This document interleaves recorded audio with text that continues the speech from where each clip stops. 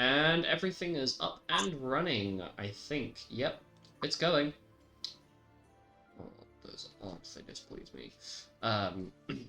So, we jumped back in literally the same day that you guys had returned back to the guild.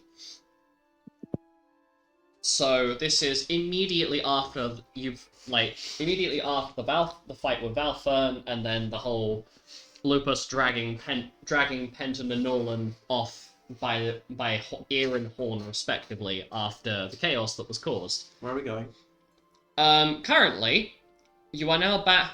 You have been taken back into the guild, with the rest of your party following on, as Lupus is very clearly waiting for the rest of the group to be present to make sure basically everybody's come back accounted for, as unfortunately there is a microscopic chance that, I don't know, say somebody gets curious and wanders off to go and talk with a fey spirit rather than coming back. Stupid shit like that. And so the party return back to the guild. You go out the door, out into the hallway, and you hear this loud rumbling noise from the other end of the corridor. Now, if I were to describe this for you, the corridor you're in is kind of like a H shape. So there is like a straight line there, and then the door that you've just come out of that's kind of like in the middle of this H, as this is more towards like the inner parts of the guild. So there is a hallway to your left that goes more towards like your guild, like the guild rooms and all the meeting rooms. It's basically bedrooms and all the meeting rooms. And then the direction going to the right that is your hall that you are very familiar with, because this is the hallway that you go down when you're going for breakfast or when you're going to any of like the libraries, whatever. It's normally on that side. And so I'd just like to conjure for you a mental image as you can hear the sound in your left ear, and you will turn to your left. As this is not a subtle rumbling sound in the slightest. And even the guildmaster himself is looking a little bit concerned. And as you all look to the left, you see this stampede. No, that's not the way to describe it. This horde of brunette men in green outfits storming down the hallway with such a degree of speed and force that it has kicked up a dust cloud that covers their midriffs. Like everything from like middle, like thigh downwards is covered by a dust cloud. And it takes a second to click, but before it's Valfern supporters. No, you're much worse. So it's much worse than that, as you recognise by the time that the stampede has gone by, the guildmaster has left with Mr. Ilano and Nolan. They are no longer in the same area as you, as during this point where you've been paying attention. What sort of pace am I walking at? Am I like walking alongside the guildmaster with my ears being No, you're held, being or am I dragged literally across the floor. dragged so You like, are my being heels are quite- scraping along the floor? You are being quite literally dragged. Okay. The same with Nolan. You're both being dragged. So you could probably just hear him saying, ow, ow, ow, ow, ow, ow, ow, ow, ow, ow. Yeah, so as the two of them are taken off to be firmly spoken to, the rest of you get the sight of a stampede, and it takes a second for it to click, but you realise that this is a horde of Noricks. My god. Oh, jeez. A horde of Noricks. Yes. A horde of Noricks. How many is a horde of Noricks? Well, sir, Yeah. I actually forget what the What level of Noric numeric are we for it talking is. here?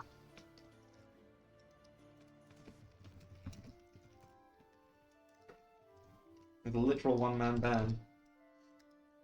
So you would say somewhere in the range of 50 to 99 It's a of lot them. Noricks.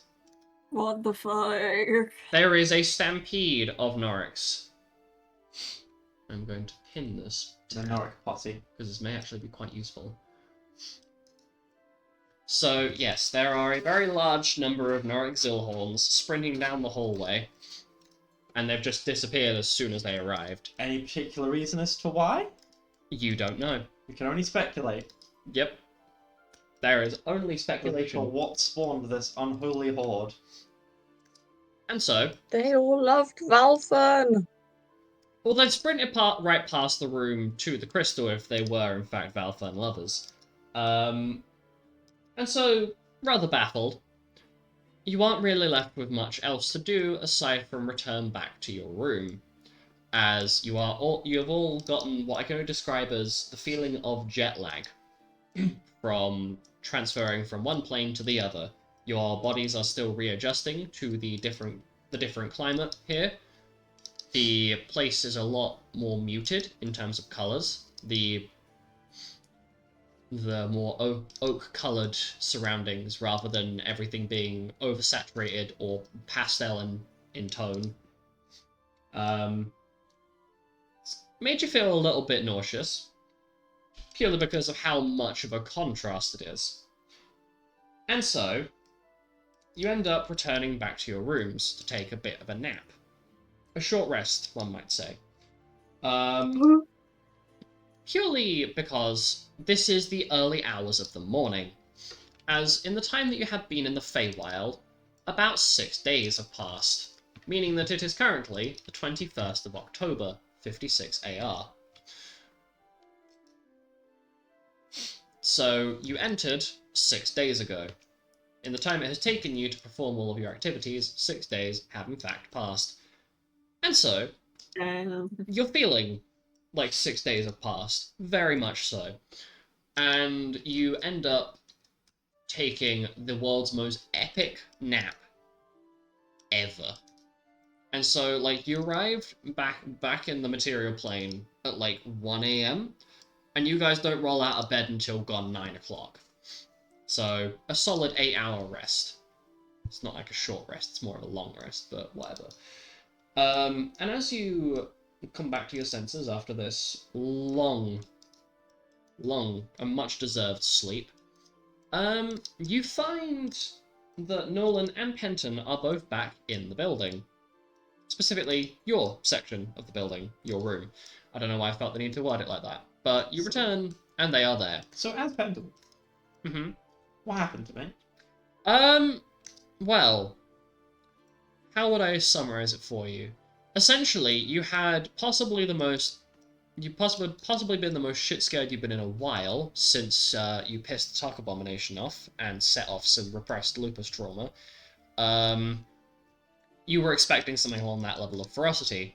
However, Nolan stepped up and took the full punishment, as it was ultimately his decision to give you the string of notes or claps that would initiate the frenzy that you caused, meaning that he is ultimately the one who enabled the situation to happen. And so, he has taken the full punishment for you. So you have been basically given the equivalent of a very firm smack on the wrist and told to think about what you've done. You're not aware of what the actual punishment was that was given to Nolan. However, as you awaken and I'm imagining you're looking over to Nolan to make sure he's alright, because you left before he did. He looks very irate, as though, like, he has the world's most epic itch. Okay. Like, he is fidgeting. Like, he can't sit still. Does he look like he wants me to ask? Nope, he is just focused on ignoring his existence for the moment. I will not ask.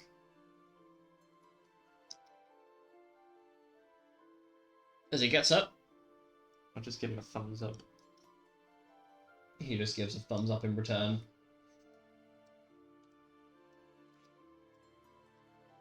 So that's interesting. But you are privy to the knowledge that you are privy to some very interesting information, as Xanis basically recounts to you the rather strange vision or sight that the party got to bear witness to.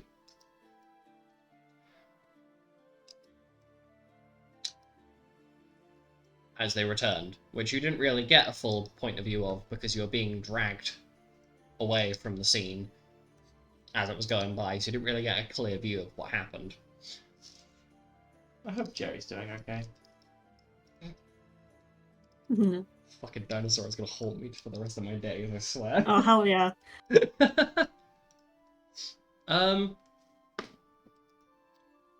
You know what? Just for a He's gonna laugh. play Jerry in the eventual movie made from his campaign. So,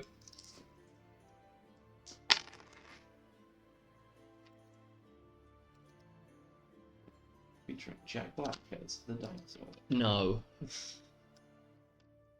No. No, sir. Okay. Respectfully, no. Okay, so...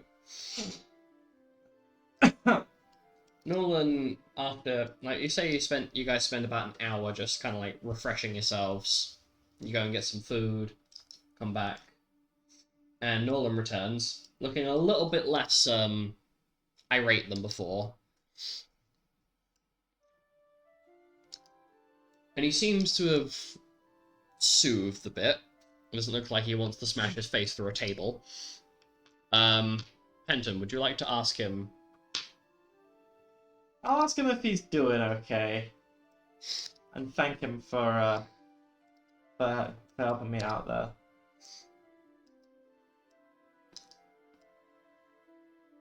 Nolan is going to take a moment, inhale, and let out a very slow exhale that is equivalent to what I go and describe as an epic sigh of disappointment. Well, lad, gotta say, part of me is definitely regretting taking your part of the punishment. Because it fucking sucks. Do I want to know? Well, let's put it this way.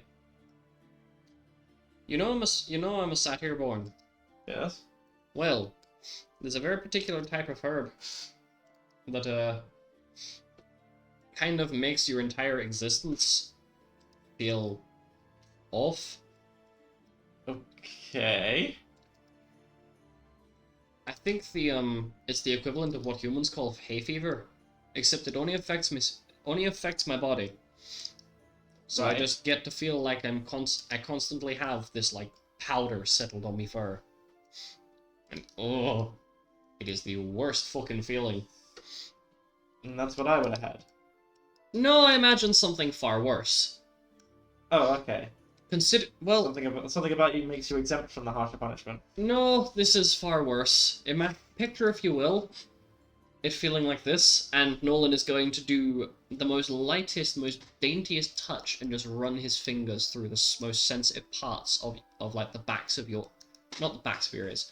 Like, the softest, most sensitive parts of the inside of your ears. And it sends like an unpleasant chill through your whole body. No, please stop. No, Basically- no. Basically, lad, picture that, but like your whole body. That is currently what I'm having to deal with. Well, you're handling it very well. Well, what can I say? I am just the definition of willpower. Oh, I could punch you in the face right now. And Nolan is going to take another deep breath in through his nostrils. And just I wouldn't do that. You get the itching powder on me.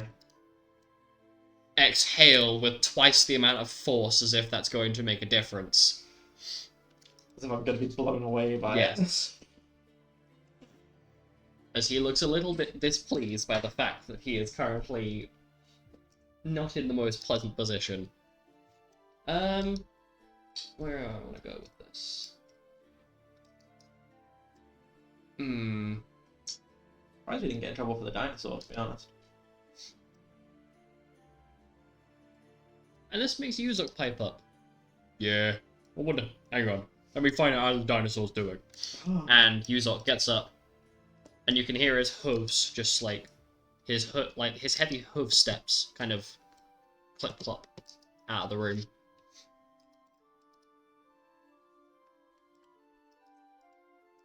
And I'm going to move Yuzok's token down. My brain is E. My brain is E. Fucking hell. Okay. In the meanwhile, um,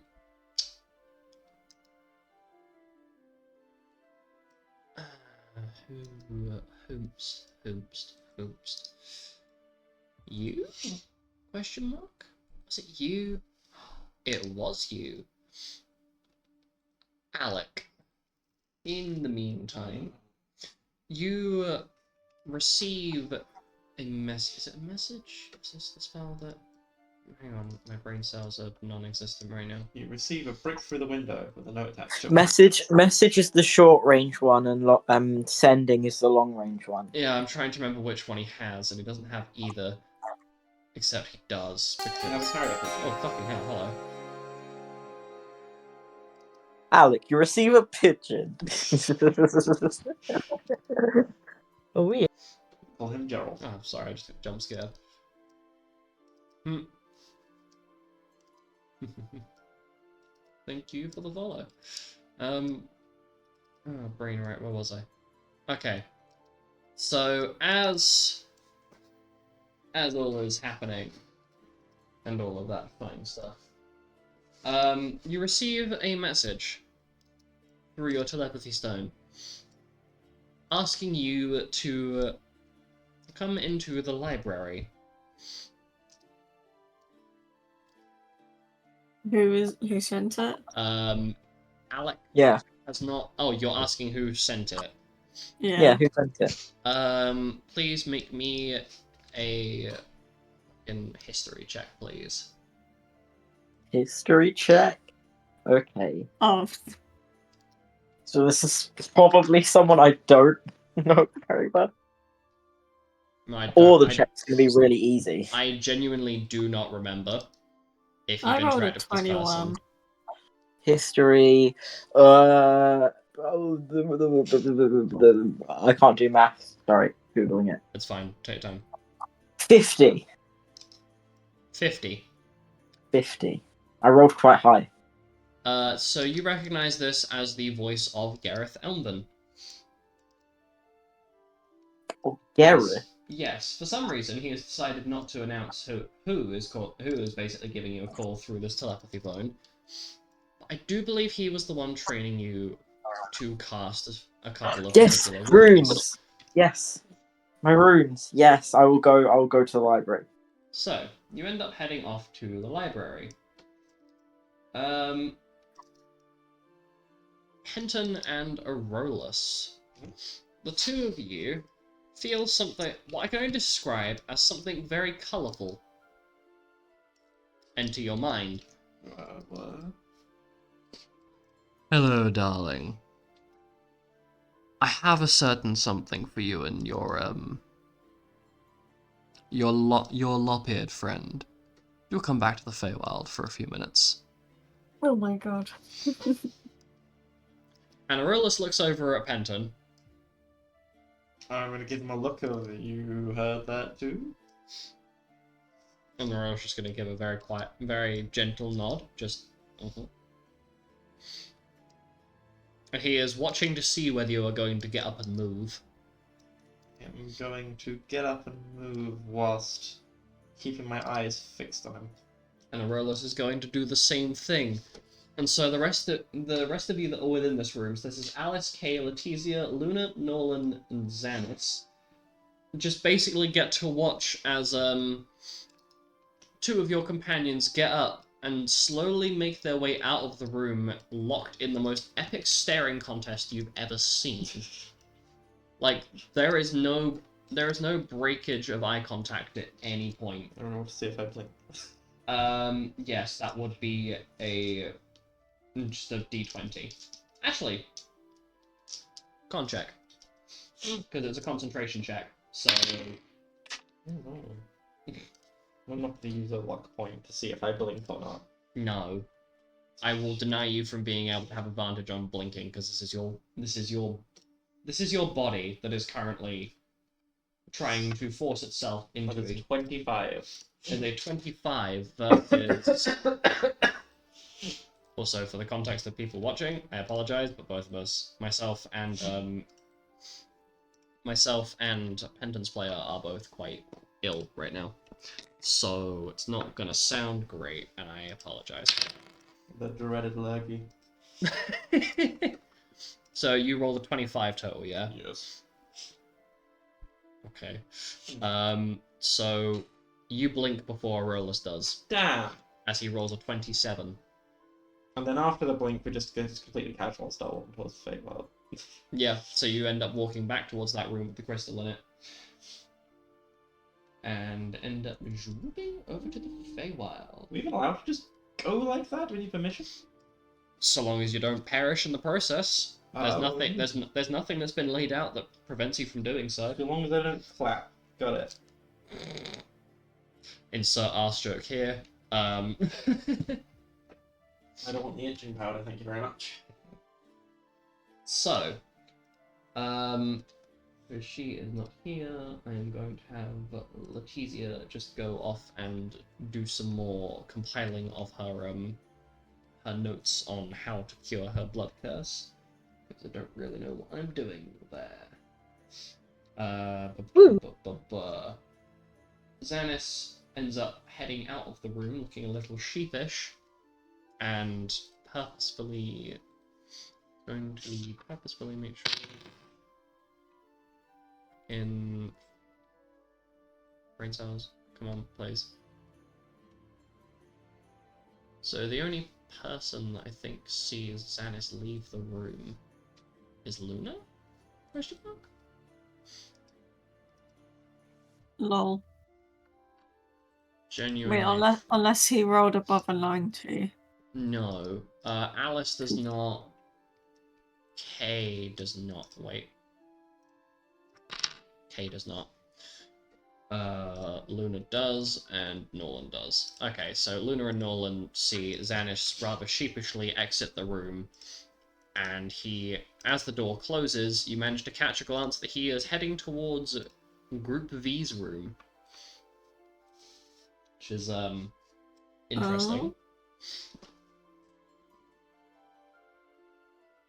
Oh, right. In the meantime... Ooh, where do I go with this? Do I not? I think I do.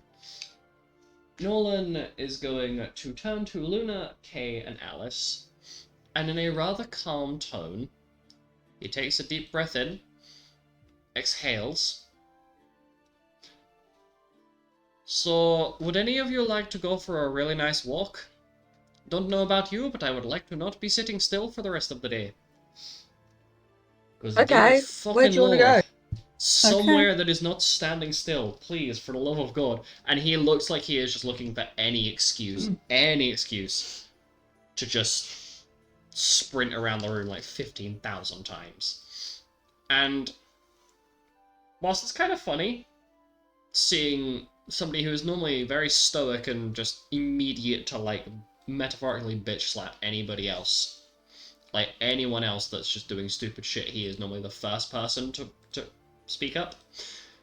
For once, he is not doing that. He is just keeping his mouth shut, and he is just eager to do something. And as you are preparing to leave the room, Kay is going to take a moment to cast Basuna on Norland, and the sound that comes out of this man's mouth is unholy. I can only describe it as that because I can't think of a more appropriate manner of describing it that is not just me describing something borderline smutty. Like, this is as though his soul has just exited his body and gone to another plane. Mm-hmm. As the internalized itching effect of the herb that was used on him as punishment for, well, what he did, what him and Pendant caused, suddenly relieves. And the idea is suggested to go and have a walk through the town of Lenfar. And I imagine... Lenfar sounds lovely. and the idea is suggested, and Alice, it crosses your mind that you might be able to get a cheeky, you might be cheeky enough to convince the others to have a wander around where Bill Sway is living. See if you can catch her during her training. Oh my goodness. Bill Sway lives in Landfall? Yes. Yeah. So, I could we could go walk to Bill Sway's house and then I'll go see Bill Sway and you guys can all leave me? Yeah, that sounds like a great idea. I think we'll have to consider that one. As Kay brushes herself off after removing the effects of Nolan's irritation herb, as I'm going to call it, for lack of better wording. And you all end up making your way out.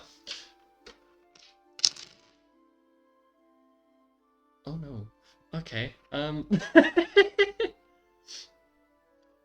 So... Right. Where to start? Alec. So you have made it to the library, where you find Gareth basically in like a little book fort. He has piled many books high upon this desk, and is digging through all of the manuscripts and paperwork that the Sleeping Wolves have managed to get their saucy little hands on over the last 50 years-ish. And that's where you find him. Having fun there? Yeah, I could certainly say so. Did you get my little message?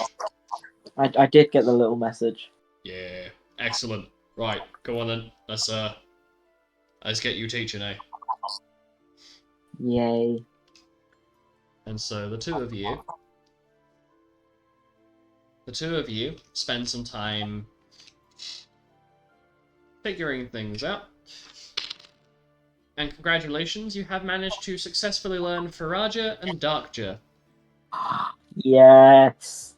So those will be added to your sheet once I actually get around to doing all of the updates that I definitely didn't forget to do. Nah, just fucking ill. So, from there, Alec, you are going to end up spending the next few hours there, just finalizing your knowledge of these runic spells. I'm wondering how Aurelus is doing after his ego was a little bit smushed last during the encounter with Valfern. That occurs in your mind a couple times. Speaking of Aurelus and his ego being a little flattened, Penton, you and Aurelus go into the Feywild, and you encounter Valfern. Not really. You walk out the cabin, and he is sitting there on one of the larger boulders that's like maybe like 20 feet away from the cabin entrance, almost like it's perfectly been arranged there for him to That's like. a different track. Of course, darling. I wouldn't exactly make the effort of calling you two here, and then making you walk all that way again. Rather avoid a stampede part 2, But... Yes. So, normally there's a reward for people who manage to best me in combat or in bed. Seeming as you bested me in combat, and, well, I have unintentionally crushed the egos of one of you, I thought I would do what I normally do for people that would best me in such a manner, and grant my blessing. May your silver tongues be more efficient at what they do.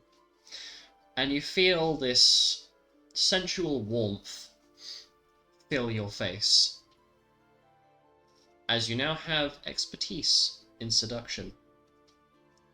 About the only thing that is one of the only social skills that is hard-locked behind this man. Or Titania, but she doesn't give that out because it takes a lot more to impress her. At least for a male character, anyway. Females would go to Titania naturally. Anyway. I mean, I would try for a twofer, but I've been told some things and I don't think I'd survive. Valfern just laughs. And bear in mind, he is not currently in full god form. He is standing at his, what I'm going to call his material plane look. He is currently standing at a casual 8 foot. Rather than his Okay. previous, looming giant. Neck aching size, yeah. Yes. I mean... No, I'm not making that joke. That's low-hanging fruit. That's the point. But no, I thought I would bless you both with a little bit of compensation, one might call it, for not only having to fight me, since that's the normal way it goes, but assuming as there were 10 of you and 1 of me, 12 of you, 1 of me. My memory is bad. My bad. I thought I would hand out the blessing to the 2 of you, assuming as 1 of you is definitely known for it, and the other, I think you've earned it. And he's looking at Aurolus. He's already kind of gotten the gist that you're silver-tongued by nature, but Aurolus has definitely been working to be a bit more silver-tongued, and Valfern is validating his efforts. And almost as quick as that, you are shown what I'm going to call shown the door back into the cabin, as he hooks an arm around both of you, or at least has to crouch down a little bit to do that. I'm sure you fine young gentlemen will do splendid with my blessing. Just don't make too much use of it. With great power comes great responsibility. Blah, blah, blah, blah, blah, blah, blah. I mean, and this is Aurora speaking up, because I'm realizing that Valfern's voice is just kind of deeper, more seductive Aurorus shit. It's just because you're ill, don't worry. Hmm? They are different, it's just because you're ill. Okay, I can't hear the difference in him right now, so my bad. Aurora just kind of pipes up and is like, really? I swear, and correct me if I'm wrong, but I swear, it's with great power come great big booty bitches. You know No? what? I think you're right. At least that's what I heard my father come out with a couple times. Man was a bit of a drunk on occasion though, so Oh, he sounds fun though. he was. And Aurorus gives you a sly smile. I'm just pulling your leg. Apparently my uncle was a lot more unusual though, but there's probably a reason we don't talk about him. Come on then. So, these jeans. I love these jeans, but they are like up to my stomach right now. Fucking look at how high they're sitting up. Okay. Very cheeky. Is Valfern still there? Valfern is still there. You haven't gone back to the material yet. As we are crossing over to the material plane, I'm going to look back and then do like a little phone symbol. And Mima, call me. And Valfern just laughs at you. Like, it's a kind of endearing laugh of, "Aw, that's adorable, you think that I'm gonna call you." I mean, it wasn't supposed to be serious. It was... Yeah, that's why he's laughing, rather than demeaning you. He's laughing as a slipper. Aw, that's cute. And so... Can't be anything worse than what Lupus does to me. Anyway. Excuse you? Nothing! Sir! This is a Wendy's. And so, as you and Aurolus return back, you're going back to the room, you notice Xanis standing in the hallway with Sarak, and they're talking. And you're not really close enough to be able to make out what they're saying. But they're talking about something, and it seems like they've reached... Their conversation has reached like an intermediary point. And you see Xanis doing a little jump for joy, if you will. And Sarak looking very, very amused. and giving him a little pat on the head, ruffle his hair. And then they go into Group V's room, talking about what you can only presume is something food related. Because you overhear. Well, I say you overhear it. Aurelius looks a little confused as he mumbles a word that you're not quite familiar with. Double check my words here.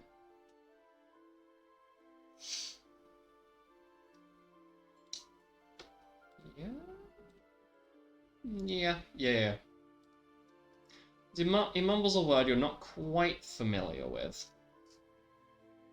but you then hear him say to himself, "Why are they talking about spoons? What? Anton, why is Sarek and Xanis talking about spoons?" I'm guessing they're talking about. I forget. Shit. What? This is me, the player, saying, "Is it public knowledge?" Trying to No. remember if it is. No, it's not. No.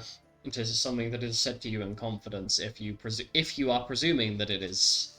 The topic is about that. Well, I heard they had a shortage of spoons in the canteen, so. And the Rolus raises his eyebrows. What? But. Oh. Yeah, it turns out it was like a whole bunch of illusory spoons.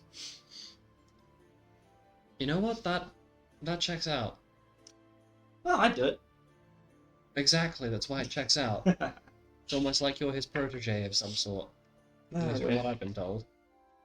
I wish. I'll keep wishing and it might happen. You never know. And Yuzok comes back to the room. So at the moment, these other people are not in the room. I'm just going to push Jesus token down a couple more so things are spaced out nicely.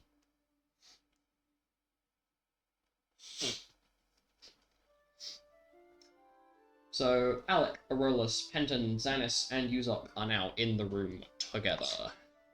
It appears that Alice, Kay, Luna, and Nolan have left the room at some point during the day. Probably to go and do their own things. But Yuzok looks very happy as he comes back in. You hear his hooves hammer against the wood as he enters the room and slams the door behind him. Guys, I found out something great. What? Yeah, what? Terry's got a wife. He what? It's even better. It gets even better. I was talking to Mother Nature about it. Not only has Jerry got a wife, but he's got hatchlings. Oh, that's adorable! I'm so happy for him. They're nesting. That was fast. Yeah, that's also true. Well, for context, 1 day in the Feywild is 6 days in the material plane. I was gonna ask if there was like a time difference. So, yeah. Well, yeah, that's why 6 days have passed, and what for you guys is 1 day. We've been in there for a day, 6 days in the material plane. I'm going to make a note of that, because watch me forget my own information. How long do T-Rex are it's called, isn't it? It's a T-Rex, oh yeah. How long do they live?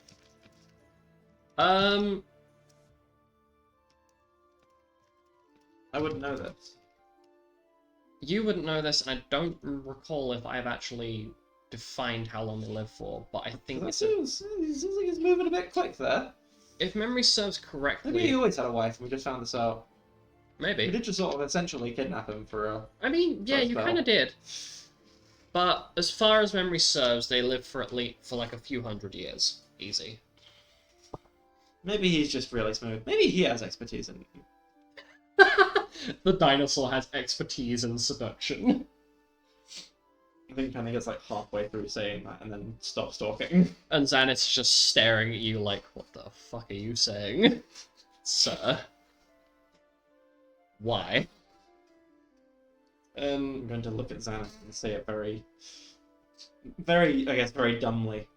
Thinks he's very smooth, very good with the ladies. Xanis is going to flip you the bird. You're going to stuff in the bird back. He's going to flip you the other bird. I'll let it have it.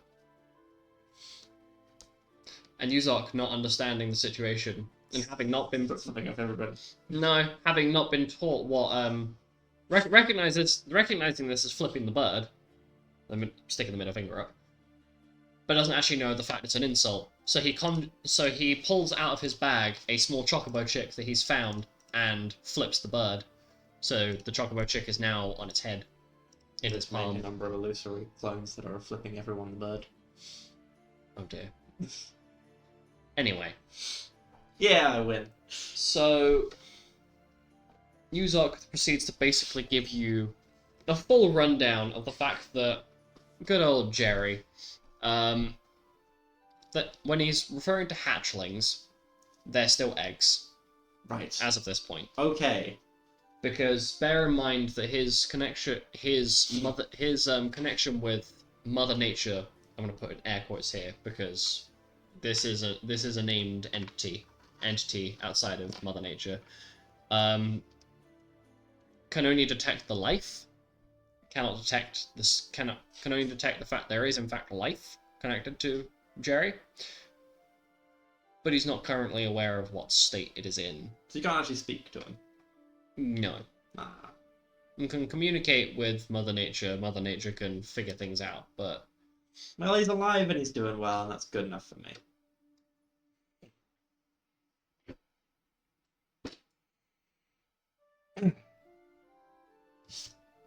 and so we're going to flip over to the other group that are currently out in the town of Lenfar.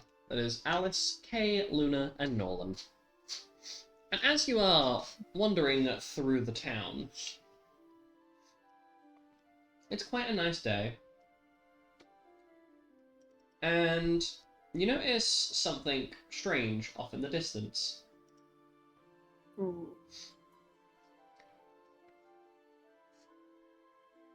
And Kay is the first to pipe up, as she's fixated on this interesting thing in the distance. Hey, anyone else see that? What are you looking? And she is going to point to these two smaller figures, or these small-ish figures approaching in the distance. They are like really far away at the moment, but you can just about make out the fact that one is almost infernal in appearance, and the other one seems to be more draconic in appearance.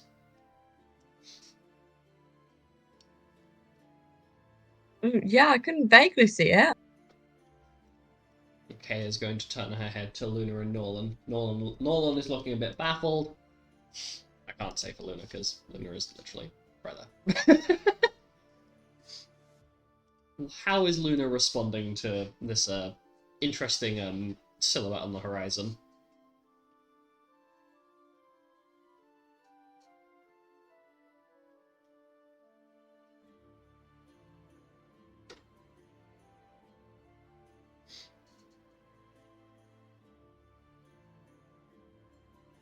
I'm not really paying attention. Oh. So the figures approach. Are either of you planning to do anything, or are you just waiting until you can get a clearer sight of them? I think I'll just wait till I can see it more clearly.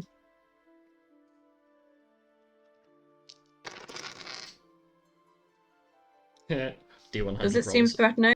No, necessarily. Also, D100 rolls are 69. Nice. So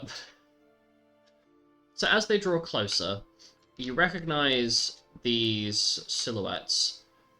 Can you both roll me religion checks, please? Okay. The first time that Lupus ever gets somebody to roll a religion check in a campaign. Probably the only time I will ever do this.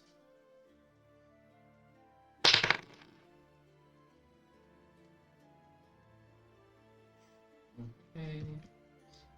21.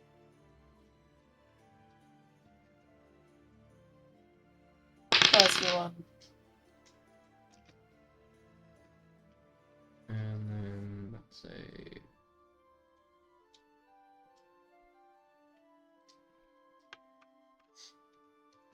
Okay, so all four of you recognize these as the silhouettes of the god of fire, Ifrit, and the king of dragons, or the god of the father of the elemental six, Bahamut. Oh my. And they are approaching. What are they doing here? They are approaching at relatively high speed. And I would like, I'd like you to make for Kay and Nolan are both focused on trying to make sure they have a direct escape route, as these are not entities are not familiar to them. Alice and Luna, can you make me perception checks, please?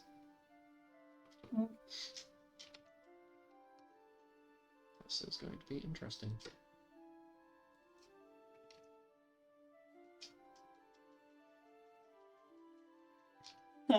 It's 81. Okay. And Literally the lowest I can roll in perception.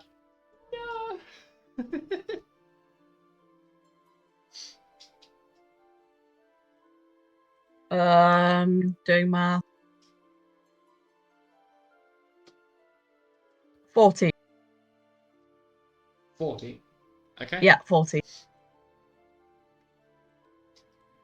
Okay, so you both succeed, but I'm going to narrate this from the POV of Luna, as she has a far clearer view of these. So, you notice that, like, if Ifrit is running, like, on all fours, the same way you'd imagine, like, I can only describe as, like, if you were to picture a person trying to run like a dog. They're pretty good at it. Like, Ifrit is surprisingly agile at it, but you notice on his back is a rather tall white-furred male with wearing some sort of long black-colored outfit. It's not very clear definition from here. But what does catch your eye is the black and yellow colors on the back of this Bahamut that is approaching. Specifically, the glinting of a crystalline-looking lance being held by the silhouette by the rider of this Bahamut, who is wielding it currently. And they are still approaching at relatively high speeds. Are you going to do anything? I think they're summoners. Is I'm gonna get out. a tree we can climb up? Like, get out of the road. So are you knocking this arrow just in, like, as a... I said get out of the road. Oh, okay, sorry. My bad. I need to... And I would like to climb a tree. Okay, roll me an acrobatics check, please. Is there a tree nearby? Or an athletics check, I guess.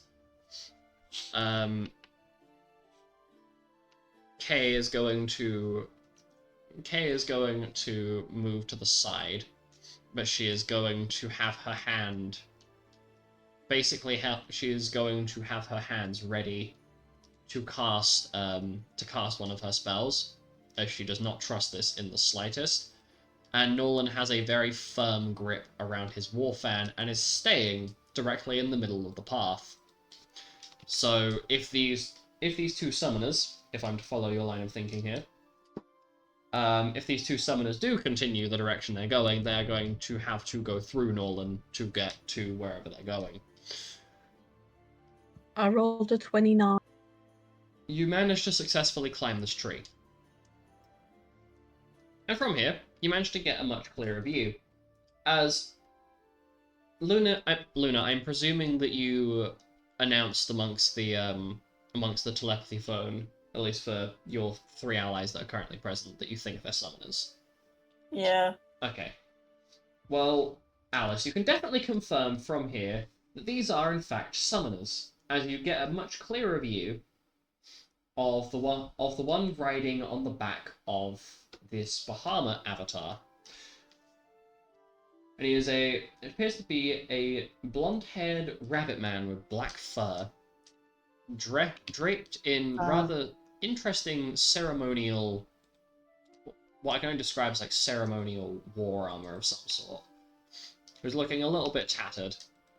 And then his companion, the male in white with in white fur and a black trench coat type thing, who is definitely looking worse for wear. And the two of them continue to approach. And they bring themselves to a halt about 50, let's say 50 feet? Go and check something. About 60 feet away.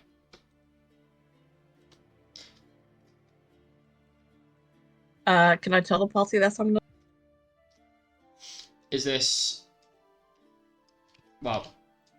Through the telepathy. Is this referring to the rest of the party that are back in the guild right now?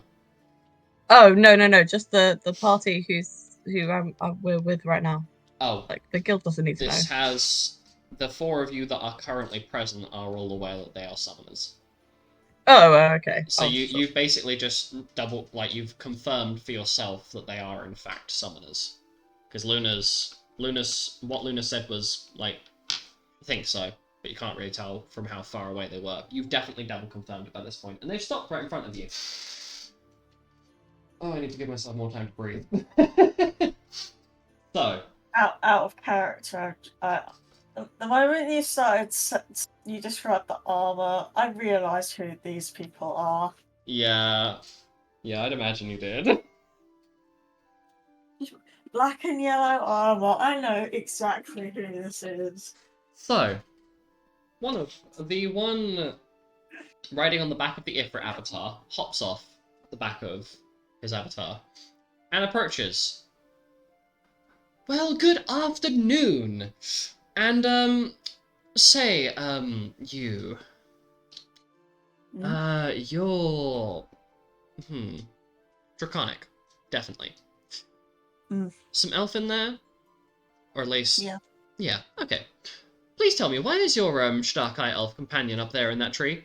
Do you need help getting her down? I don't need help getting down! Then why are you up there? I think she was just alarmed by the fact that there was 2 people riding on an Ifrit and a Bahamut at full speed. I was getting a better view. Well, darling, you could come down here and get a far better view. Anyway, I do so sincerely apologize. It is most informal of me to demand such a thing, but do you happen to know any members of the Sleeping Wolves Guild? No, wait, don't tell me. Oh, you do? Privy, do tell. We are members of the Sleeping Wolves Guild. He's going to roll an insight check. But he doesn't quite believe you. I don't know why. But he definitely believes you. I'm like, don't we have like emblems or something? Yeah, you do. However, bear in mind he is looking at Alice in the tree with... Like, this man is looking at what your ally who is currently hanging in the tree with the most perplexed look on his face you've ever seen. Well... Okay, so I guess she's just a little bit... What is it that these lesser-minded individuals might call it? Quirky, I believe the phrase is. Well, if you would... Oh, excuse me. She descend from the tree. Oh, dear. You are excused, darling. It is fine. After all, not all of us can be blessed with the minds of a genius. Now, and he's going to turn back to Luna. You were saying you're members of the Sleeping Wolves. Please do tell. Would you be... would you be able to share such important information? Are they good people? Yeah. And he pulls at his his collar a little bit. And I don't suppose that you've happened to encounter this young gentleman. He's about yay tall. Tends to wear a little bit of green, white hair, bit of a tan. He's not there, is he?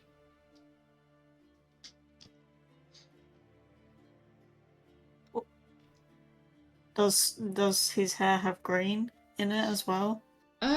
No, I don't believe so. I'm thinking more something like he's got little ears. It's like kind of, I guess more like like a platinum blonde, like almost white. Oh, good question. Has Luna actually ever met Zelda? You have been shown what he looks like, and you're aware of who he is. Like you've been given a basic enough rundown. Zelda? Question mark? Is that the person you're referring to? Because they left. As you mention this name, his entire expression changes demeanor, and he spits upon the ground upon hearing the name. Ugh. Sorry, I do apologize. You see, it is not very gentleman of me to do so, but tell me, is this foul runt doesn't still happen to have any sort of alignment with these sleeping wolves, do they? I don't think so. He left right as I joined. And hopefully he's gone for good. And he pulls at his neck fur, visibly uncomfortable about talking about this person. Luna looks over towards Kay. You were with him before, so you're probably better at explaining what he was like, because I never actually met him. Yeah. Oh, right. wait, before we do that, hold on. I'm Luna. What's your name? Oh, goodness, I am awfully sorry. It is most ungentleman of me to bombard one such as yourself with so many questions without at least giving you my name. Pleasure to meet you. My name is Axton. And he offers his hand to you, and offers his hand upturned, as though. And as he shakes your hand, I must. Luna's also just like, after hearing Axton shaking the hand, she's in thought. She looks like she's in thought. Because didn't Lupus mention Axton's name? At several points, I do believe so, yes. The name sounds really familiar. Does it? Well, I don't often get too many scholarly articles under my belt, but I do so much have a couple of things that I've put out into the summoning community. Perhaps you've brushed up on some of the more interesting articles about how avatars function and how their biology works. No? Maybe, but I History checks for all four of you. Oh god. And I will give you advantage because this is a very obvious thing staring you right in the face. I mean, I know what it is, but I'm also like, I don't want to spell it out. No, you have advantage for this. Like, I must say, you are holding it together very well. I rolled a 21 on history.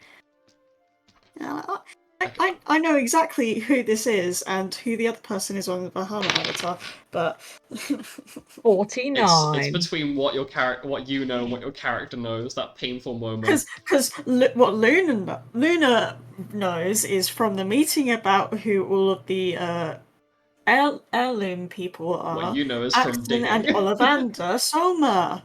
Yes. That's what I know. That is exactly who you recall these two people being referred as. Alice, I believe you said it was 20-something, right?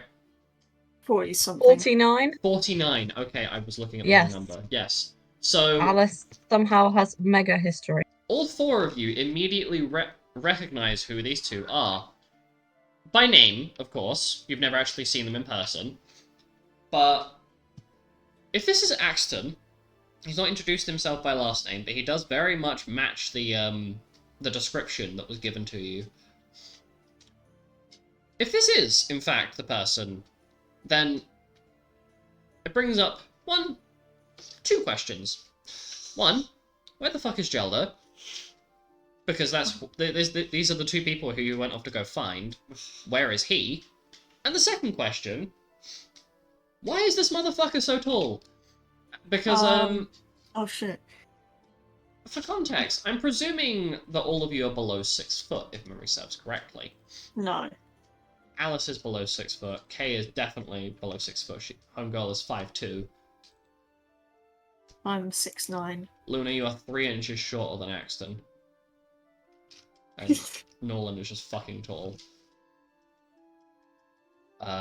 So Alice, like, I'm gonna say that's what goes through your head, Alice, is like, how the hell is this man so tall? Because you're getting a slight neck ache looking up at Axton, he's 7 foot, but he's standing a bit taller because not only because of like he has some upsettingly good posture, but he is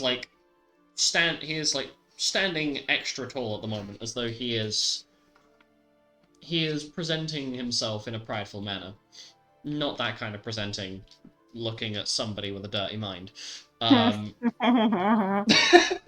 That's just it, man. No, I mean, I was looking generally. I just happened to look in your direction because I wanted to click my neck. Oh yeah, that's why. Totally. Genuinely, like, You're very my guy. convincing. Right. So. Oh. No, the Guildmaster.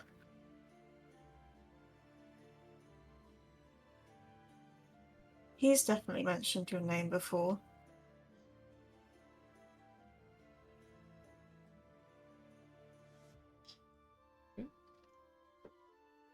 This is Luna talking, if it wasn't obvious. Sorry, no, it is obvious. I'm just dealing with something that popped up in my image stream.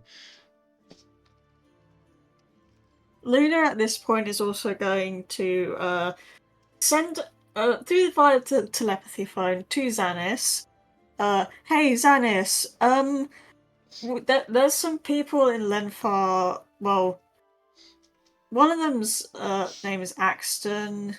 He was talking. Well, I say asked about the Sleeping Wolves Guild and Gelda.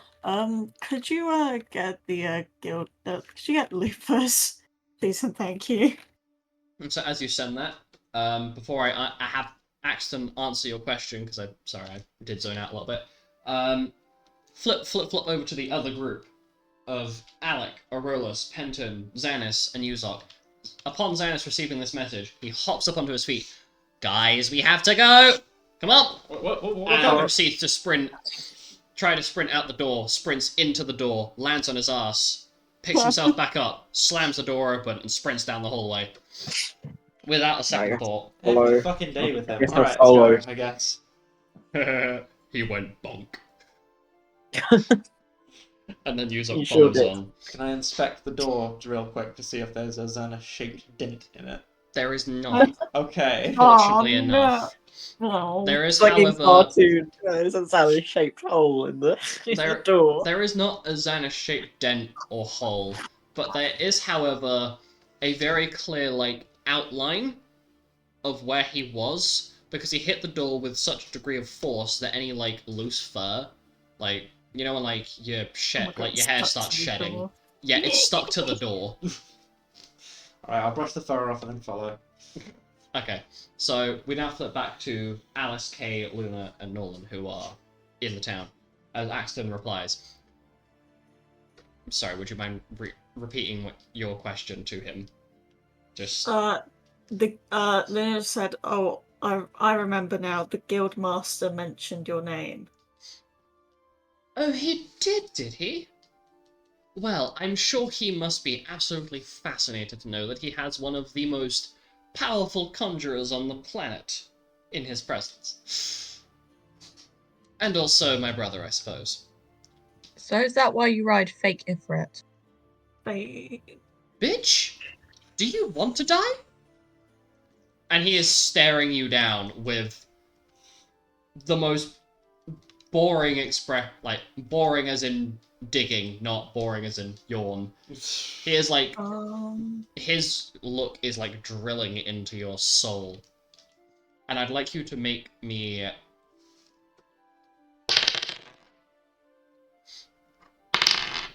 Yeah, I'd like you to make me a insight check, please. Okay.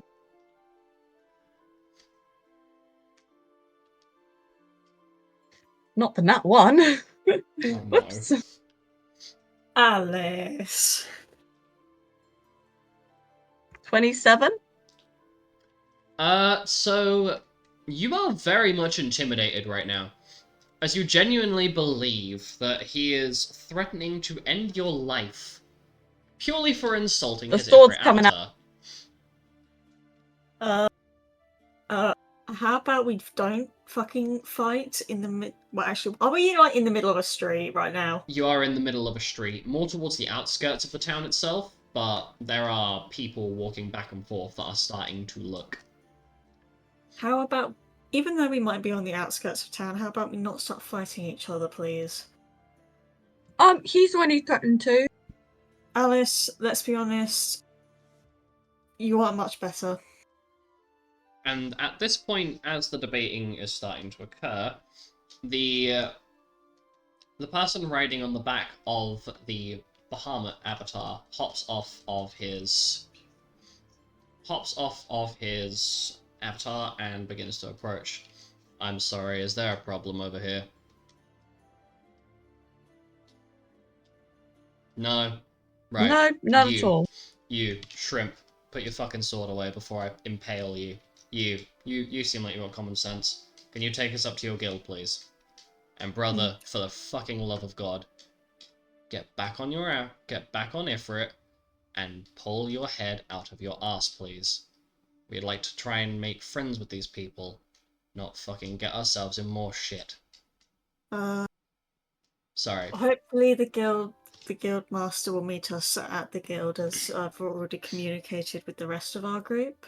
The man, significantly shorter of the two men, is going to bow respectfully. His ear, you can see his ears are like rolled up within his hair, so they look much shorter than they actually are. But they're also very floppy. He's got very floppy ears. It's kind of cute. But they're all nice and bundled up behind his hair, and you notice this as he tilts his head down and reverts back to standing. My name is Ollivander. We are seeking solace from some very unpleasant situations that happened with our living father. And he seems, despite the fact that he then proceeds to describe to you the rather brutal, a very short summary of the brutal fatality that occurred rather recently, relating to their father after they were attacked by the cult.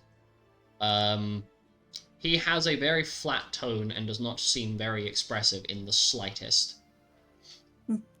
Yes, yeah. Come on, let's go to the guild. Indeed. I'll lead the way. And so you lead the way. And as you are making your way there, the guildmaster is standing in the foyer. I'm gonna just move it here.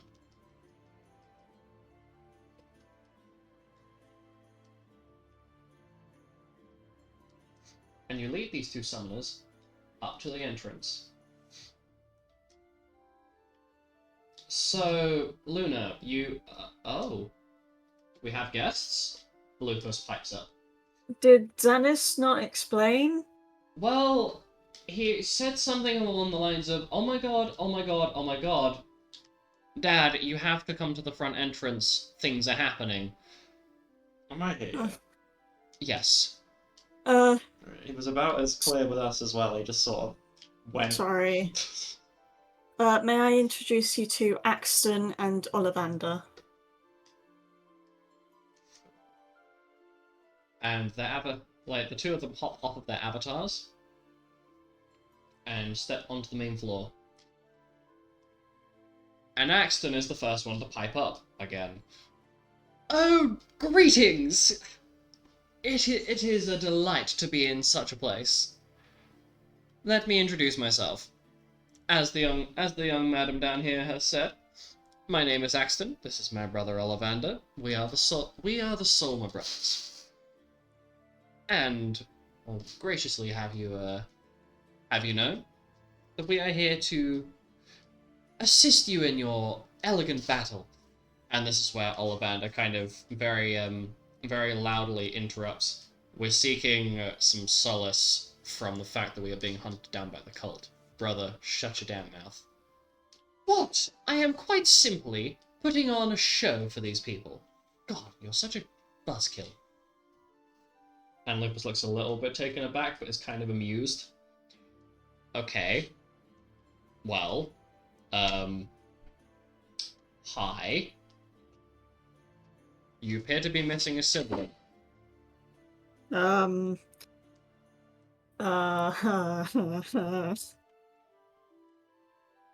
this is where Ollivander walks up confidently to the Guildmaster. I'm sorry, do you want to die?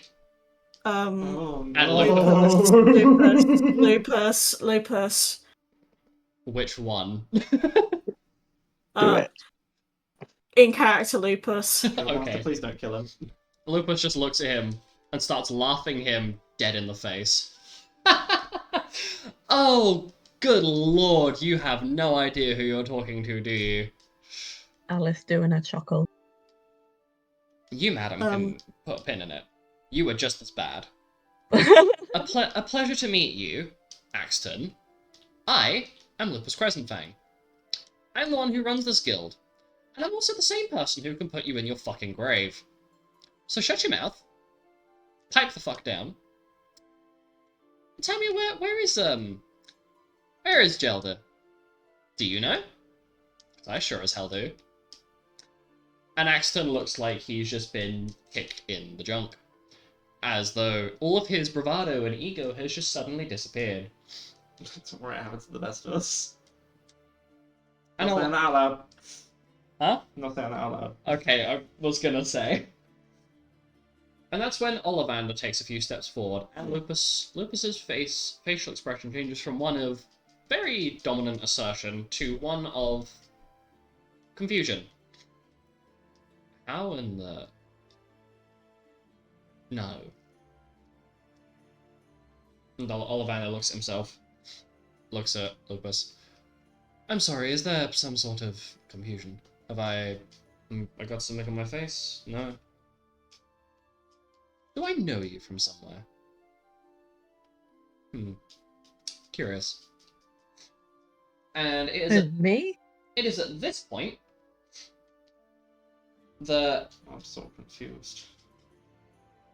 Astra, Diana, Karina, Lilac, Oh, fuck's sake. Marianne, Norik, Rose, and Zippy are all have the equivalent of their phones go off in their pockets as the telepathy phone starts going off like nobody's business. Okay, if he's gonna respond, what's happening? Are we in danger? What? Guys, you What? need to get down here now, because you're not gonna believe this, but it's happened. Get the fuck down here. You are going to lose your minds. Just, it's happened. Good. Get down it. Come on. Go. Okay.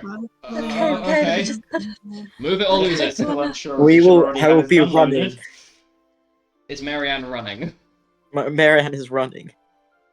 So, can I ask who else is getting it? Alright, takes a quick look at his little flippable mirror before following on. Sake. I'm presuming Zippy is following. Yeah, Zippy's a bit confused as to whether he should have his gun drawn when he arrives or not. I should probably have Lupus already here. Hi. It was not Diana entirely will clear on fly. whether there was actually a threat right now. Look. Karina and Rose seem more interested in a game of chess. As the lady. Astra and Diana, are you making your way there? Yeah. Yeah. Yes, I will fly there. I'm just imagining, like, Diana with the most unbothered facial expression, like, yeah, okay, let's see what this is. And as you enter the main Yeah. as you enter the main foyer of the Sleeping Wolves building. Sorry, my nose has decided now is the time to start fucking running. Kill me. You all are greeted with the sight of the two Solmer brothers. One of them sends a chill down your spine, as though it was something of uncanny valley.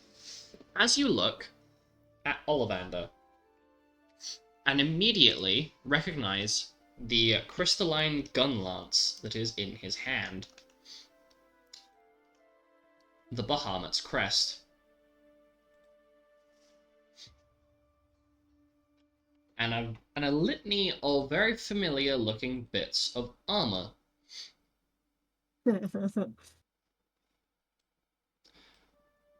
And Lupus is looking at the other six that have just arrived from down the hall. Like I'm imagining for the context of Group U, looking at this, Marianne is like doing the fucking like a full power run down there. So you just hear clink clink clink clink as she's fucking sprinting it down that hallway. I would say Zippy is probably stealthed and is ready to shoot whatever is there just in case there is a threat. And so for the six that have just arrived, Lupus is looking in your general direction and is wiggling his eyebrows with such a degree of speed that you're wondering whether his forehead is hurting. Huh. You good there?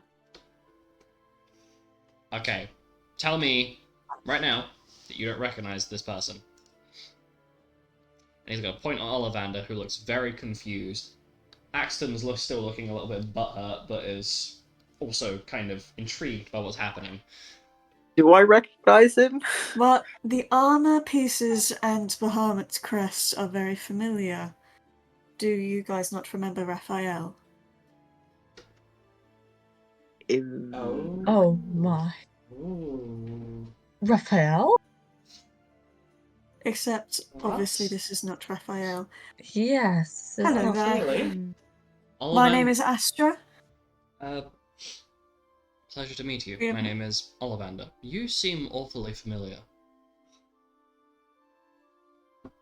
I don't think we've met before, but you seem awfully familiar. Perhaps in another life. I presume that would be the case. We are the Crystal Heroes, so we are known somewhat. Well, Oh my god. I would imagine so, but heroes from fairy tale stories aren't exactly my thing. That'd be my brother who's more into that.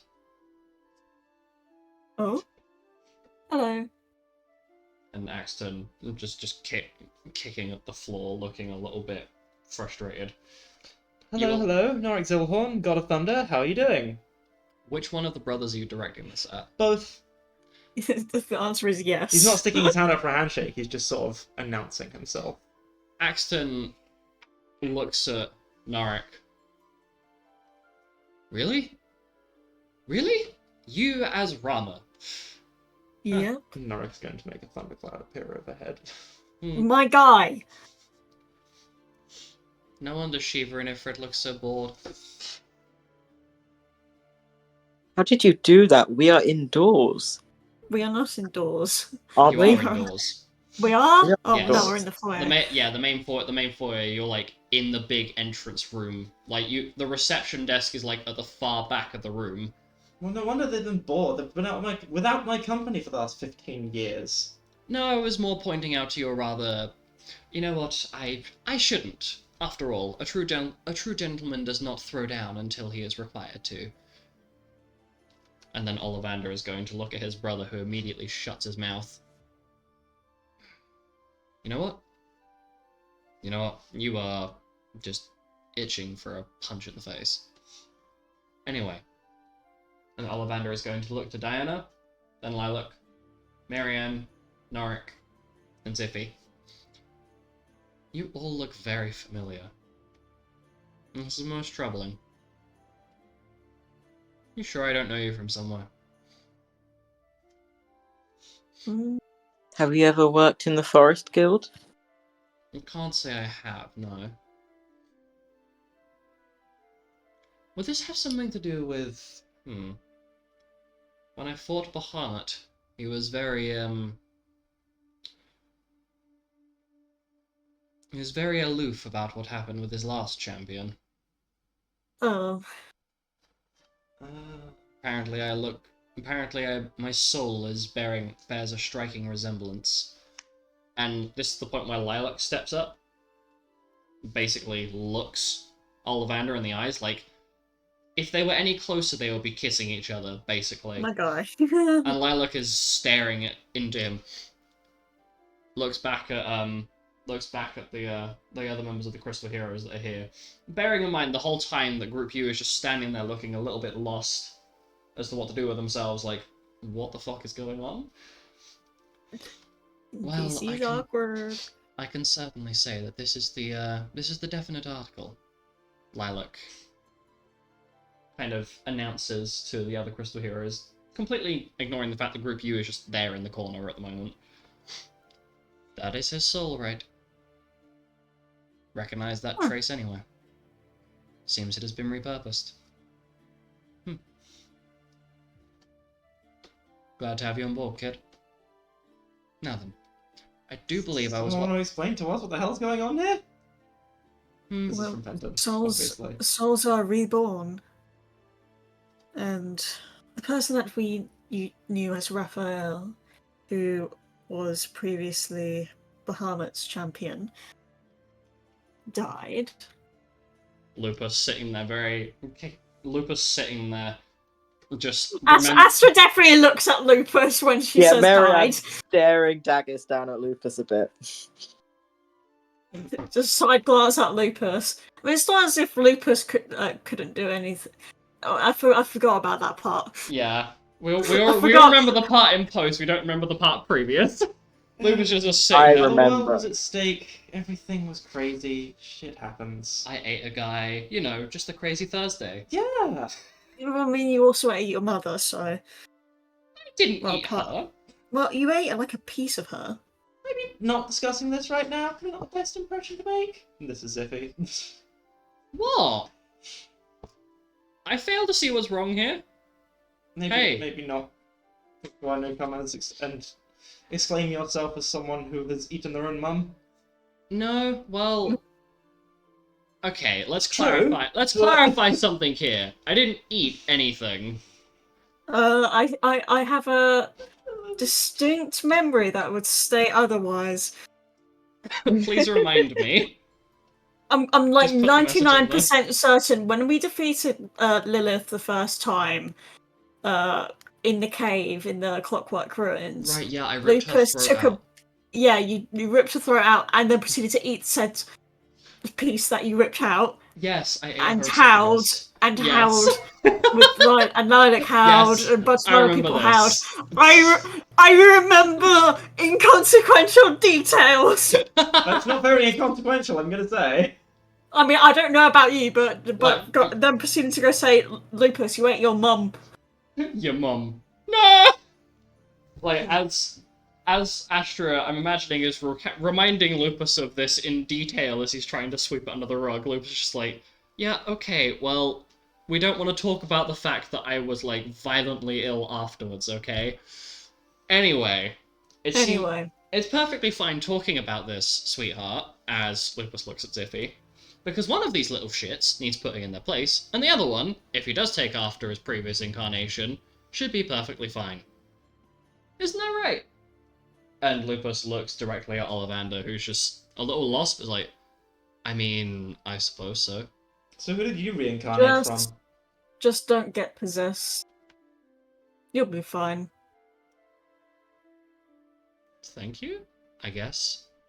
I'm not really sure what I've walked in on, but it seems convoluted, complicated, and I'm down for it.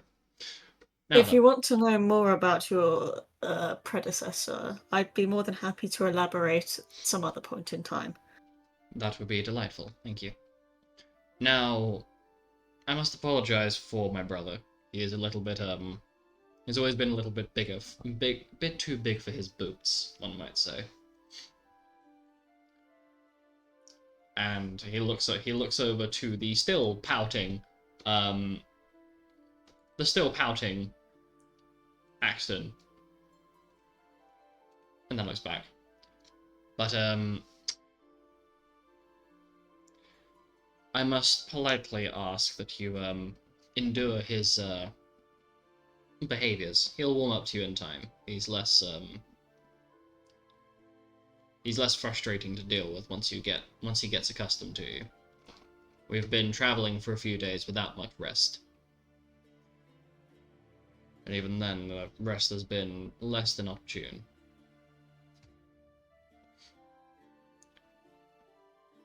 I don't suppose that you would be willing to house us for the time being. At least until we can regain some of our energy. And Lucas pipes up. Ah, I don't see why not. What'd you say, Ziffy? Can we keep him? Fine, but only if you don't feed him after midnight. Especially that one.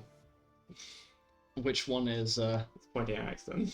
And Axton puts hand on hip, sassy like, you know, like the sassy like move hip to side, like you did not just say that.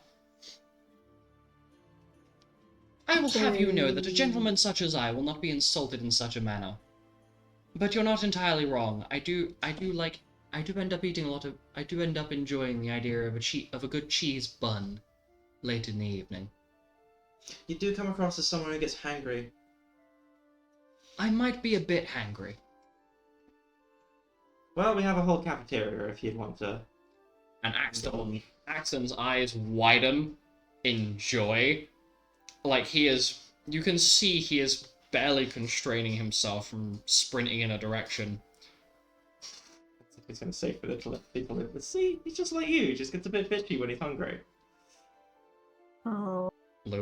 And you could just, like, for everybody external, you could just see Lupus give Ziffy the most soul-piercing glare. Innocent smile. And, any of you in close proximity happen to understand, Lupin? Is it Lupin? Well, hello. As a person with the tongue of the sun. Yes. As a person with the tongue. With the tongue of the sun and moon, I can understand anything that you say. I'm just trying to double checking who does know it. It is Lupin. If you do not know Lupin, I do not know Lupin. I don't know Lupin, but I have a different ability that says "fuck you." I do it anyway.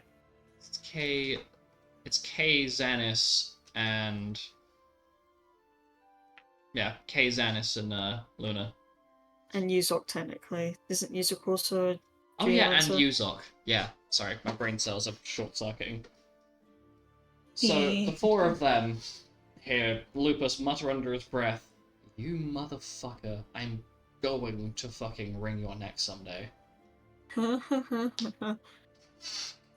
you probably hear something along the lines of, "Make it tonight."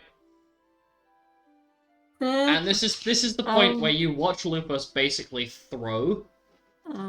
You know, like on his armor, he's got like those lovely little hand axes strapped to the back of him. Yeah. He takes one of those out of its sheath and throws it to the wooden handle, hits Ziffy in the back of the head before recalling it back to the pocket. Deserve that. Now then, Luna starts to speak up. I hate to bring the conversation back to before we all got sidetracked. Oh right, yes, sorry. I'm imagining at this point Ziffy and Norik are Ziffy and Norik still here? Basically, Any reason to leave? if any of the crystal heroes that have I reckon arrived Norik's pretty would much like wandered to- off. To be You know honest. what? I'm not surprised. As she's gonna say, she's curious as to what So back I've to- made it this far. I might Yeah. as well Axel bloody look stay. as he leaves.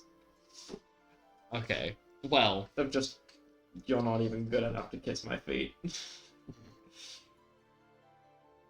anyway, so Lupus looks back at Luna. Is it Luna or Astra, sorry, that was speaking? My bad. It's Luna. It's Luna. Okay, sorry. My brain just short-circuited name.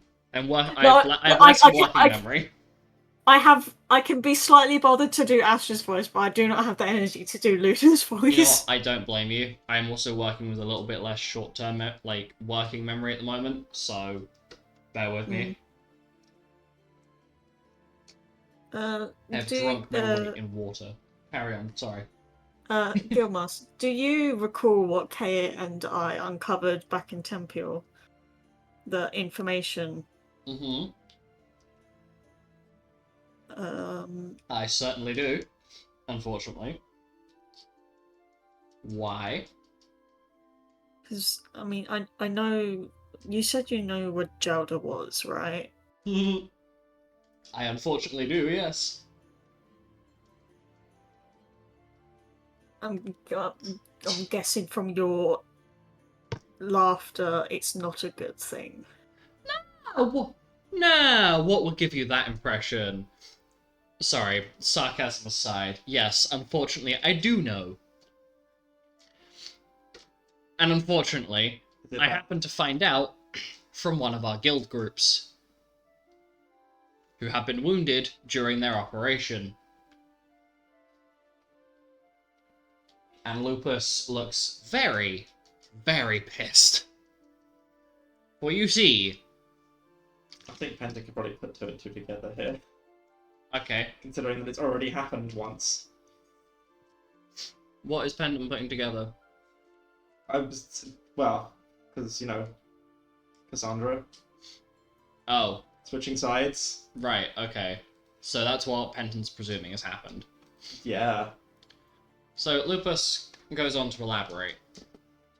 Because you see, Gore sent me a fun little report recently. In that their operations on,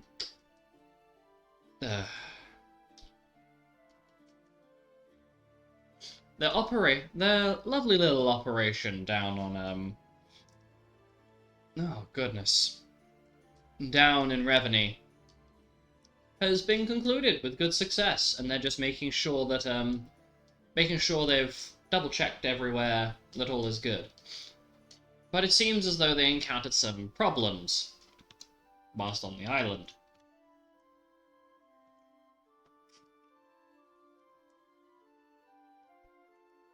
And I got sent this lovely little image. And it seems like our dear friend is learning to fuck around. And Lupus is going to lead all present into this room. And is going to tap a few things on this this magical screen. Now, where did I put the bitch? Wow. It's like Hmm. iPad. What the fuck's an iPad? A futuristic iPad. Wow, amazing. No one knows what an iPad is. Hmm. Fuck. I'm trying to remember what folder I put this in. There it is. And so you are met with the rather unpleasant-looking image on this table. Because you see, I got sent this.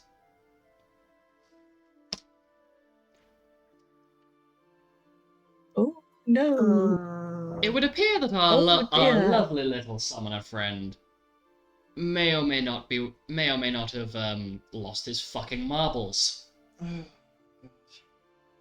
Doesn't seem like there's any cult influence right now. But it does seem like he's gone off his fucking rocker. So, yeah, we might have to pick that up eventually. And Lupus is visibly trembling with stress. Because it's not like we've already done this rodeo twice. God, I just love this shit. Any ideas as to what could have happened? I don't know. Why is this Also happening out of again? character knowing what's happened. Hmm. Olivia just lets out the most frustrated sounding sigh. As far as I understand at the moment, he's gone off his fucking rocker and is just attacking people out of nowhere. Because there's no cult markings on him, there's no sign of any cultists within the area around him. He just lost it. The madness effect? Not a clue. I'm just speculating. More thinking aloud. Okay. And I just want to point out, Ollivander is looking a little bit mortified, and Axton is doing a little dance in the corner. Like, he is doing like a little victory dance in the corner. Kaz just gonna say, you really seem to hate this guy, don't you? Who was asking him that? It's Penton. Yeah, Axton's gonna respond to Penton. Well, you see, it means that I get to kill the motherfucker. And that's the best part of it. Why? Because he's the reason we have no mum. And he gives you the biggest grin. Like, the most unhinged grin. Sorry. Please carry on. Penton, do you not remember? The Please reports refresh in each other. Tempe, the reports in Tempe indicated that that Gelder's mother was being fed the blood of Axon and Ollivander's mother, whilst Gelder's mother was pregnant, in hopes of making Gelder a Solma. And being able to wield the bloodline powers. Oh, okay. Yeah, that kind of makes sense. And I return. I had to go and get something that was a bit comfier. Fuck. Normally as I wheeze for about 3 seconds. So I definitely didn't catch any of what was being said, so I'm presuming you're just updating Penton on I the mean, a bit you lot missed. has happened since... Gelder's From mum then to got now. fed blood to make Gelder Solma. LOL. XD, rar. Or uwu. Yeah, but the vampire baby. Yeah. Joffrey's vampire baby. No. Because that's dumb. Vampires are just werewolf gang, where at? No. So Lupus is just looking a bit frustrated. So basically, we have a loose cannon just fucking wandering about the place. Which is fun. I guess Penton's gonna sort of whisper to Luna, do you think he found out? What? Do you think he found out where he actually came from? Do you think that might be why he's gonna bit off his rocker? Because he left to go find his family. So He's gonna sort of gesture in their direction. So did you guys actually encounter Gelder then? Or I presume you're asking this to both of them. yeah.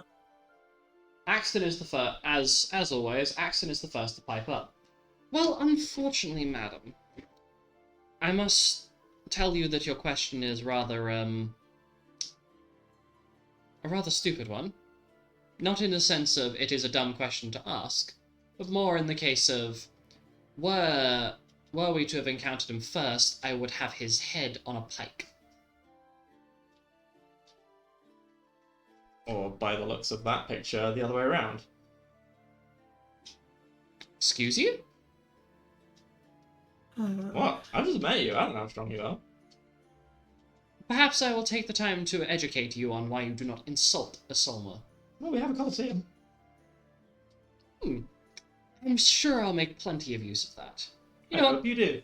Me and you later. Deal? Seems like a bitch needs to be put in his place. Anyway, It brother, does, doesn't it? Whoa, okay. Guys, let's just calm down. And Ollivander is going to very firmly yank one of Axton's ears. Ow, ow, ow, ow. Okay, fucking hell. Seriously. You don't need to do that, you short stack. Does the name Suriel... Do you recognize it? The moment this word comes out of your mouth, your eyes are... Between the two of your eyes is the pointed tip of a crystalline weapon which is shaking visibly as Ollivander retracts the weapon back into his grasp. That'll be Sorry. a yes then. Just... okay. I sincerely apologize. Yes, we are aware of who Sariel is. Mm. Unfortunately, on our travels, our father met his end at her hands. It seems as though she moved like something possessed, like an animal of sorts, and she ripped our father to bloody pieces.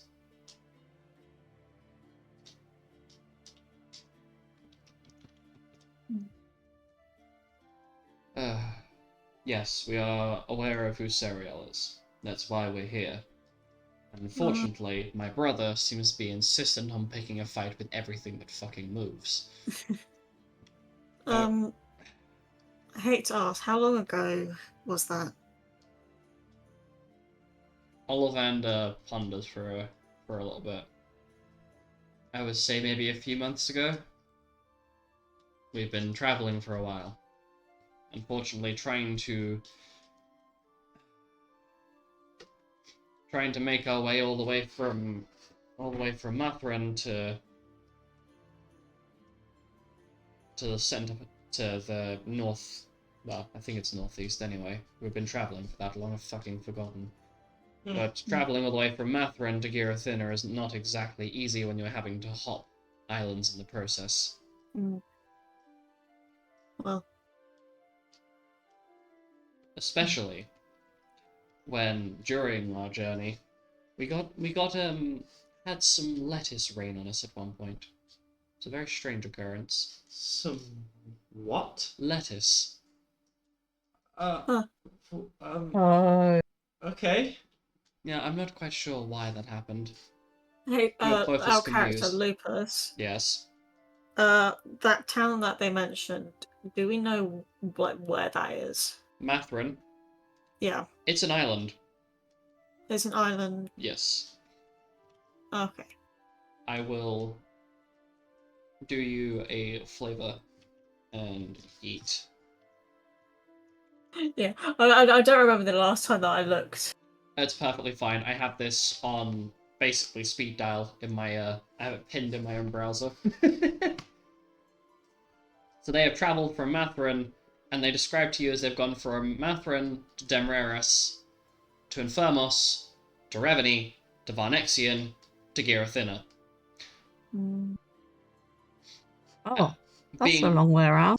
Being pursued by the cult the entire time, as they would have ideally liked to have gone from Mathran and taken the airship from Demreras to Valeril, and then just travelled a longer distance on foot. However, the number of times that they were attacked was enough to force them to take a much longer route. Oh, different question. What time of day is it? Currently, Yeah. you'd say it's about 2 to 3 p.m. So will there be lunch in the cafeteria? Yes. It is what is currently distracting Axton from paying full attention, as the smell of behemoth bacon wafts its way into the room. I think we can save more questions for later, because that smells really fucking good. I know, right? It smells fucking amazing. What gentleman do you have behind the cooking bar? And Lupus just stares at Axton. And in the most blunt tone you've heard, do you always fucking talk like that? Can you, like, not? Well, I suppose so, but it's less distinguished. Ugh. Anyway, food? Please? Food. Food! And he proceeds to sprint out the door, almost... I'll follow. He almost clotheslines himself on the doorframe I'll follow to make sure that he gets to the cafeteria in one piece. Yeah, because he has no idea where he's going. He's just sprinting out the room, following his Sprinting into nose. the guild.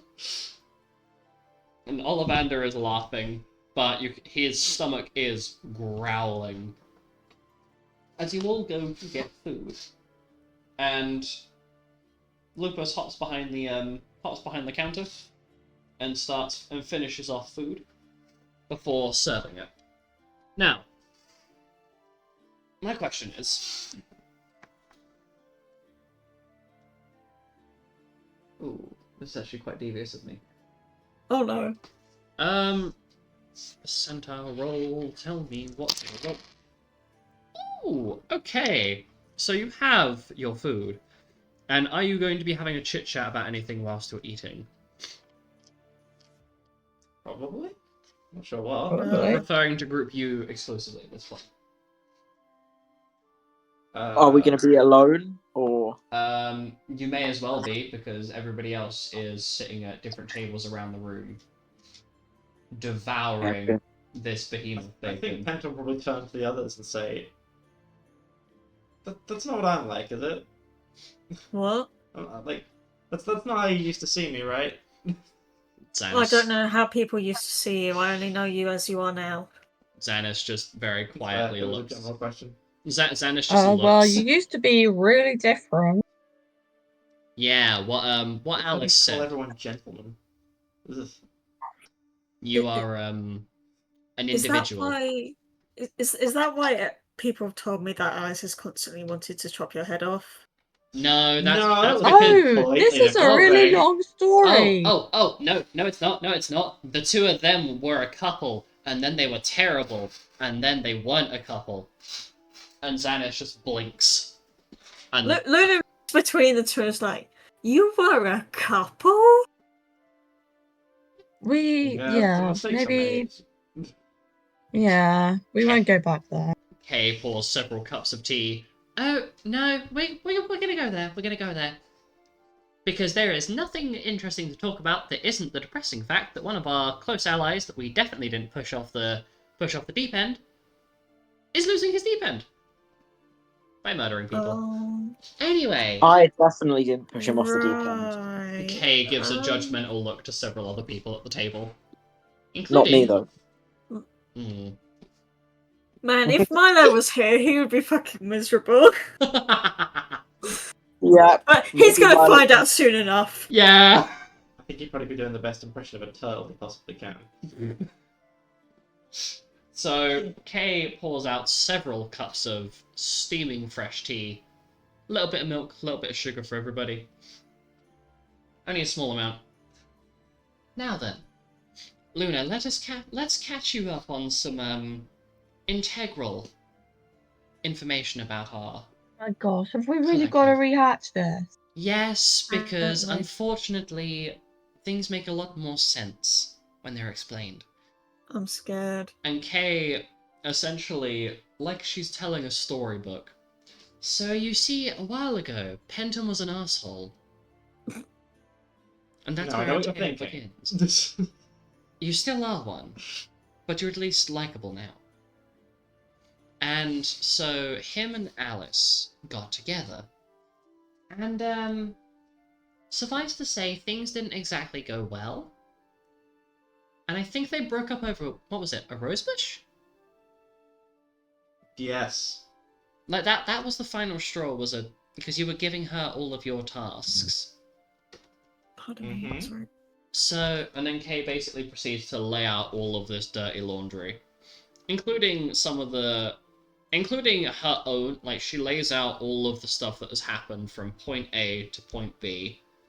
Including her embarrassing herself by trying to, acting as though she was better than the guildmaster, and, like, she had full context what was going on. Oh wow, she's just doing a full recap.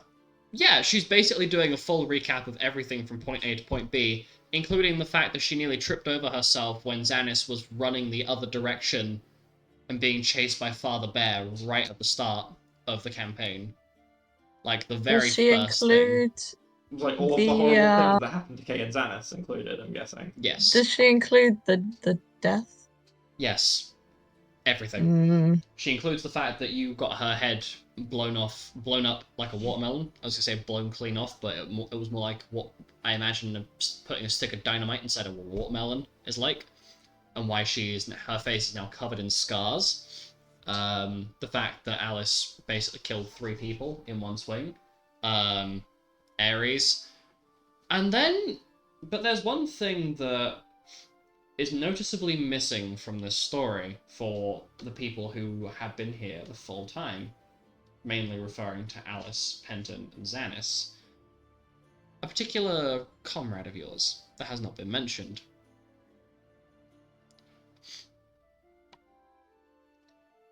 And then, well, I guess this is a little bit of a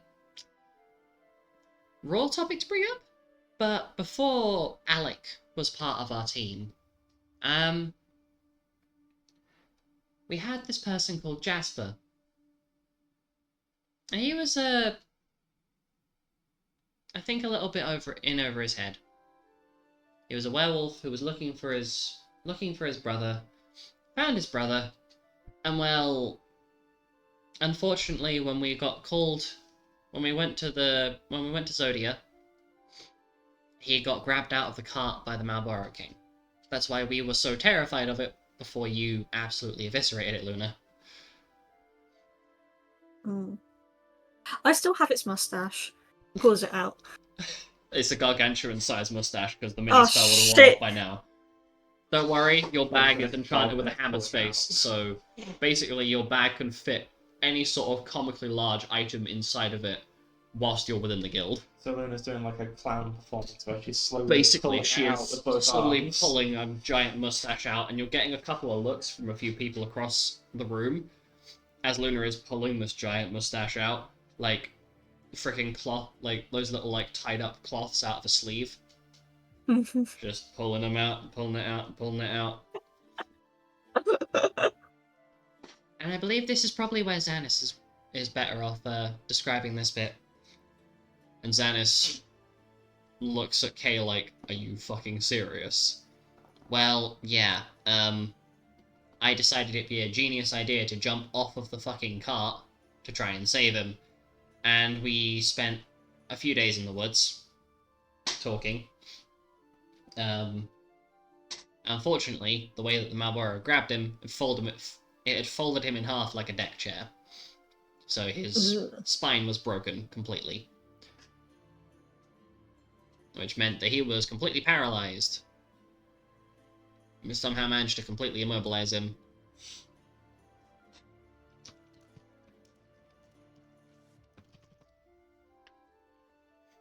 And, unfortunately... I imagine he bled out internally. He got eaten by a T-Rexor.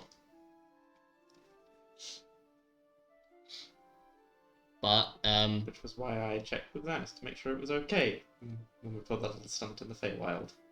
But hang on a minute, Kay. What were you saying about you didn't want to bring it up? And this is where Kay slams down a massive fucking book on the table. And it just says on the top of it, Jasper Resurrection Research. Whoa. Oh my God. What? In big, like, glittery letters on the top. JRR. So, No. I've been working on some stuff, and I may have figured out a way of creating a new form for our lost companion. Isn't necromancy the opposite of the thing that you're supposed to be good at? It's not necromancy. It sounds like it. Your mother's Say necromancy. reincarnation. Yeah, Are thank you, you Lou. sure they Just weren't looks at the sky. out like tart? Sorry, say that again, Alice. Are you sure he won't turn out like tart? Kay looks offended.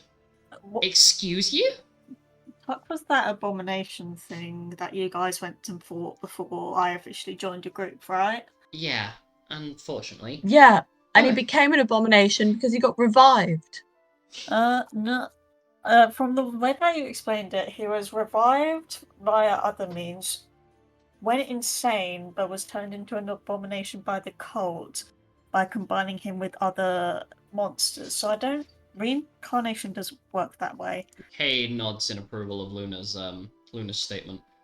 Yeah, Alice, I'm gonna need you to, like, shut up. Do not Alice being insult me. totally confused with how resurrection works. So basically, Resurrection basically gives you a different body. Yeah. It's random. yeah, it basically I brings say you this back. as I picked up Resurrection. I'm quite sure I picked up Reincarnation as a spell. Yeah, essentially reincarnation, or like reincarnation means that the person can be brought back, their soul is reused or recycled, if you will, if you want to picture it like a plastic bottle. The actual base material is reused, but it looks different.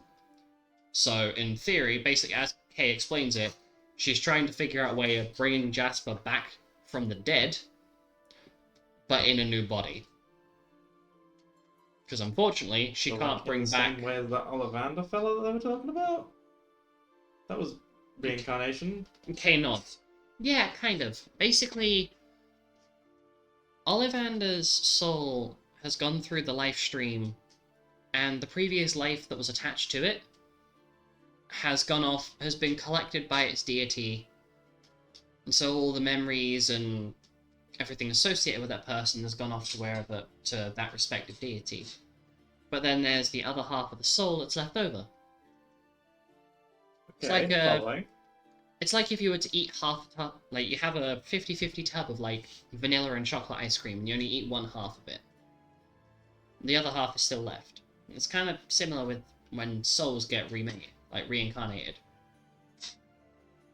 At least when they go through the life stream anyway. What I'm talking about is we put Jasper's soul into a book, right? So the full thing is still there. So if I can figure out a way of getting. Didn't you return that to the household? Kay blinks slowly as she recalls that the book is in fact back at the household. So after I take an airship trip to go and get hold of the book again, it is possible for. Obviously, I don't think he'd ever be capable of rejoining us by the time that, all is said and done. So if they let you have it back as well. Hmm? Oh wait, no, it was buried, wasn't it? Never mind. Yeah. Sorry, So. you play at me. Bad memory. Hey, I could probably bend space and time you there, so you don't need to take a ship. Yeah, it's more for. I would probably be going myself to do it. Fair. Since I don't want to, bombard him with new things. Oh, and last time I was in. Yeah. Yeah. Yeah. No. I'm not Yeah. going back. Yeah. Have fun. Okay. Sits there for a moment. The only downside is that the spell will work, but I need a very specific thing. Sounds kind of sus. And she mulls over for a moment. I need. Technically two things. One of these is more of a me thing, the other one is actually vital to the spell. See, a dear friend of ours, we've been told we might be able. Well, I say a dear friend of ours. A mentee. Whose mentor is still out there.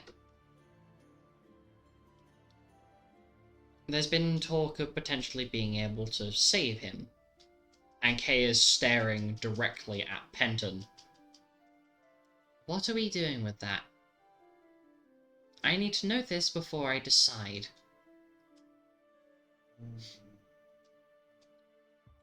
To translate into direct DM-lish, basically, Kay wants to know how your characters, like how you feel about saving Mace.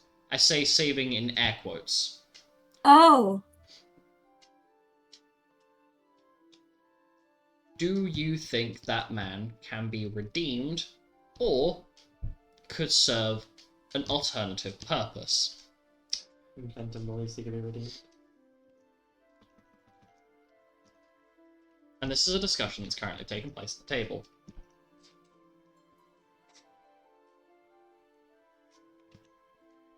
As she is putting off talking about the actual component of the spell itself that she requires, but you imagine it has something to do with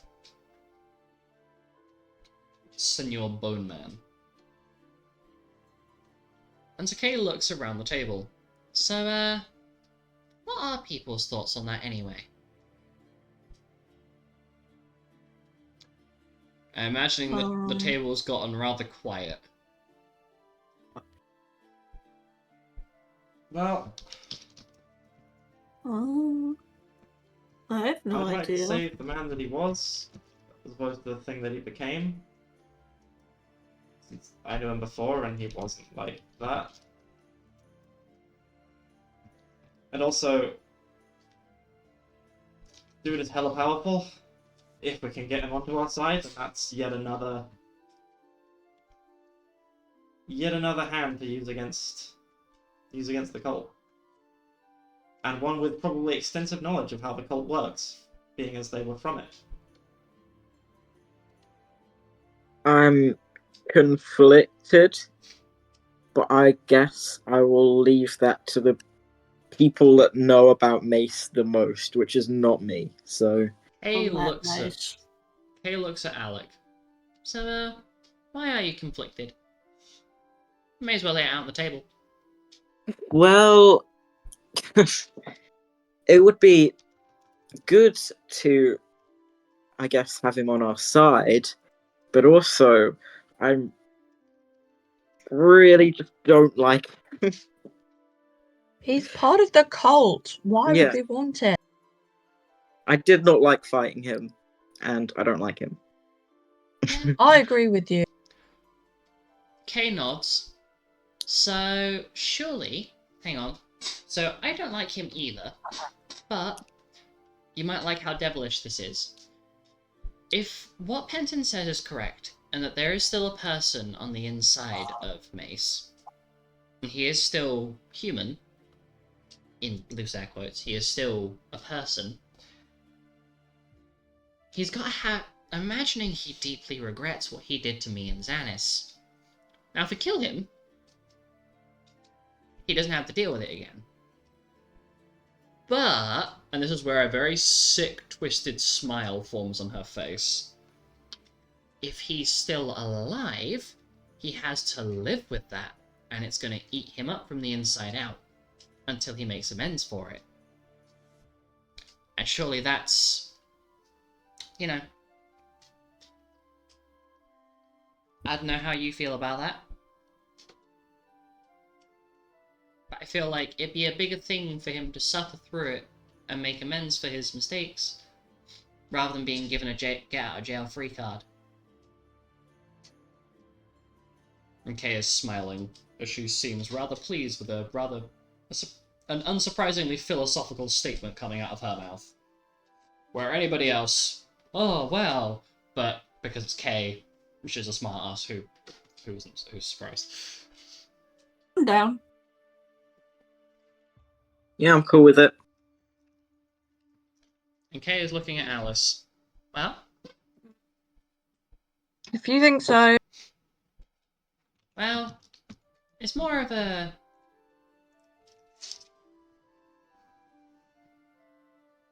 It's more of a after everything's said and done,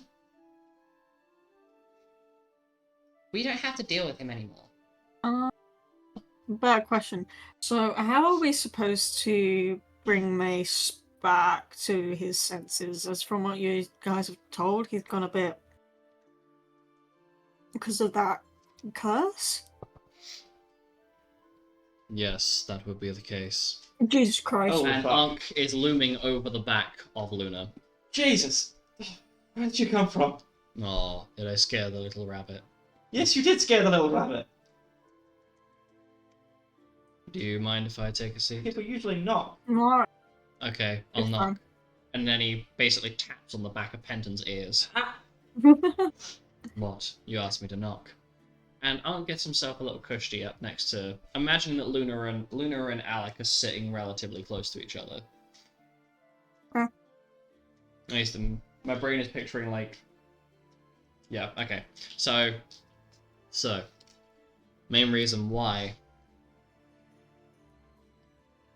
Kay is probably so convinced as allowing him to live is because he may be the first member of my family I can save. Okay, not exactly the best shining example, but I'm sure you can all get some mild satisfaction out of knowing I'm going to kick him up the arse and get him to fix his fuck-ups. And also, you see him once, you'll never have to deal with him again. Hmm. So...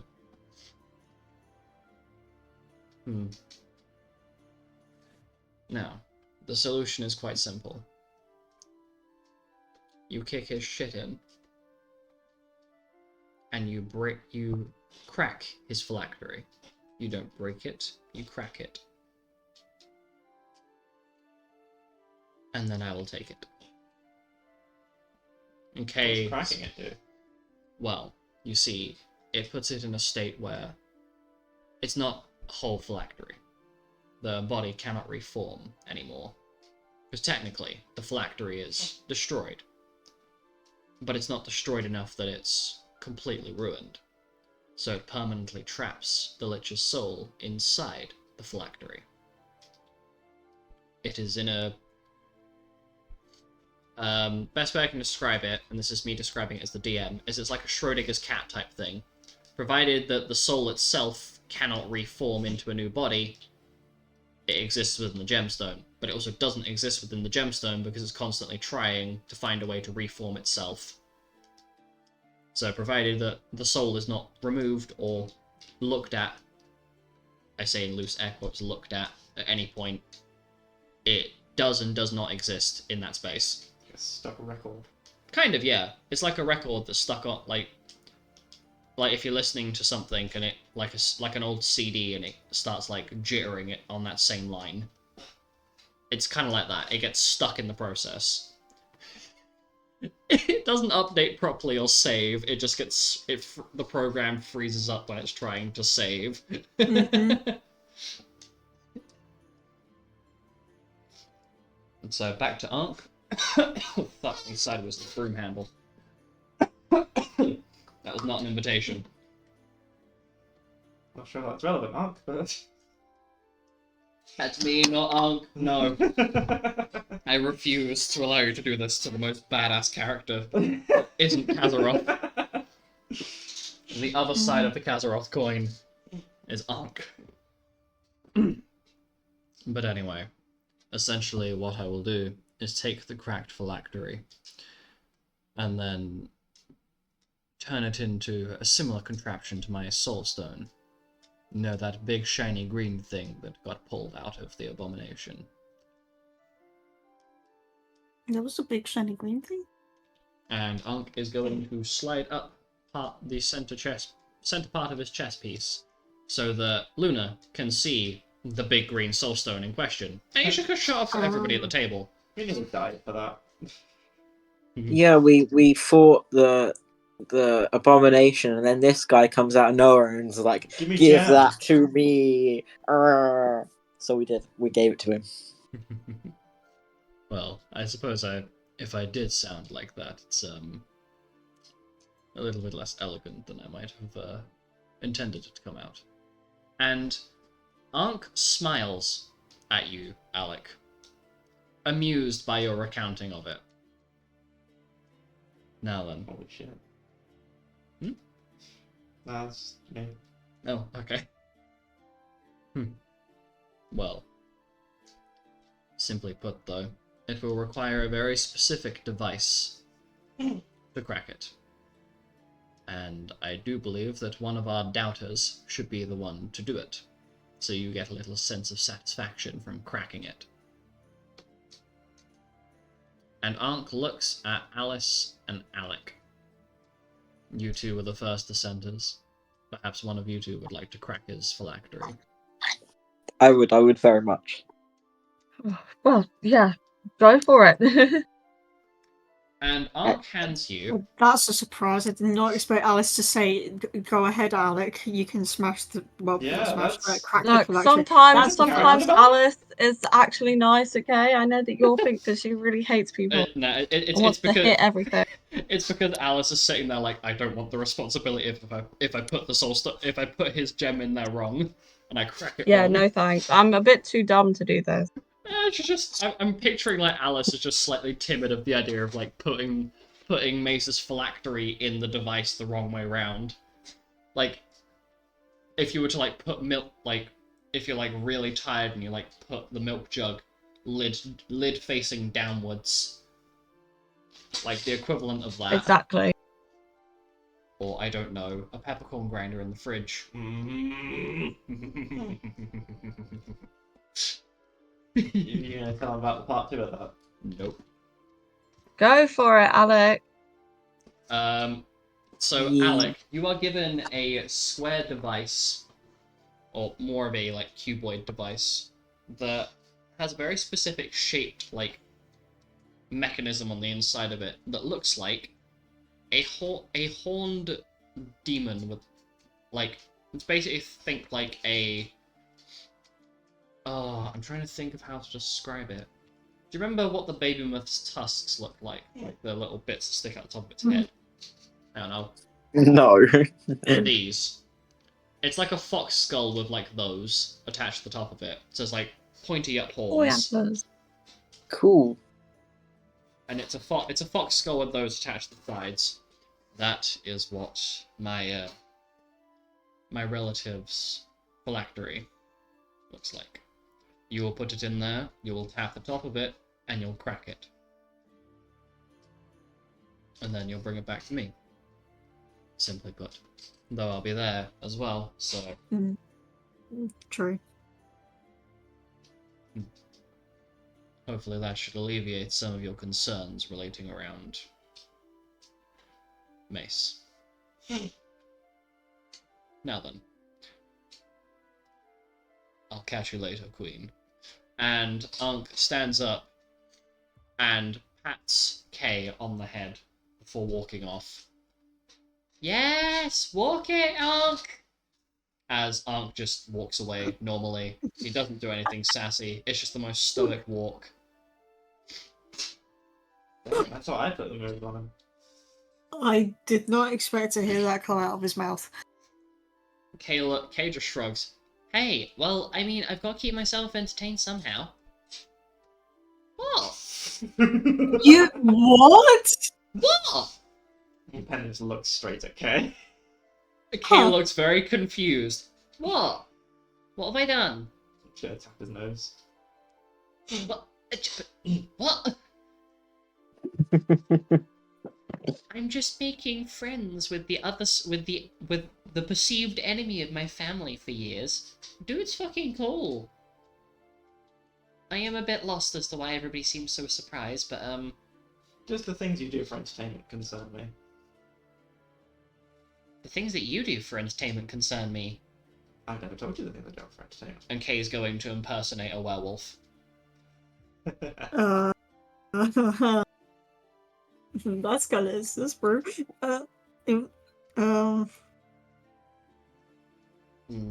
She's staring down Penton as though trying to judge him. Anyway, So And she's smirking.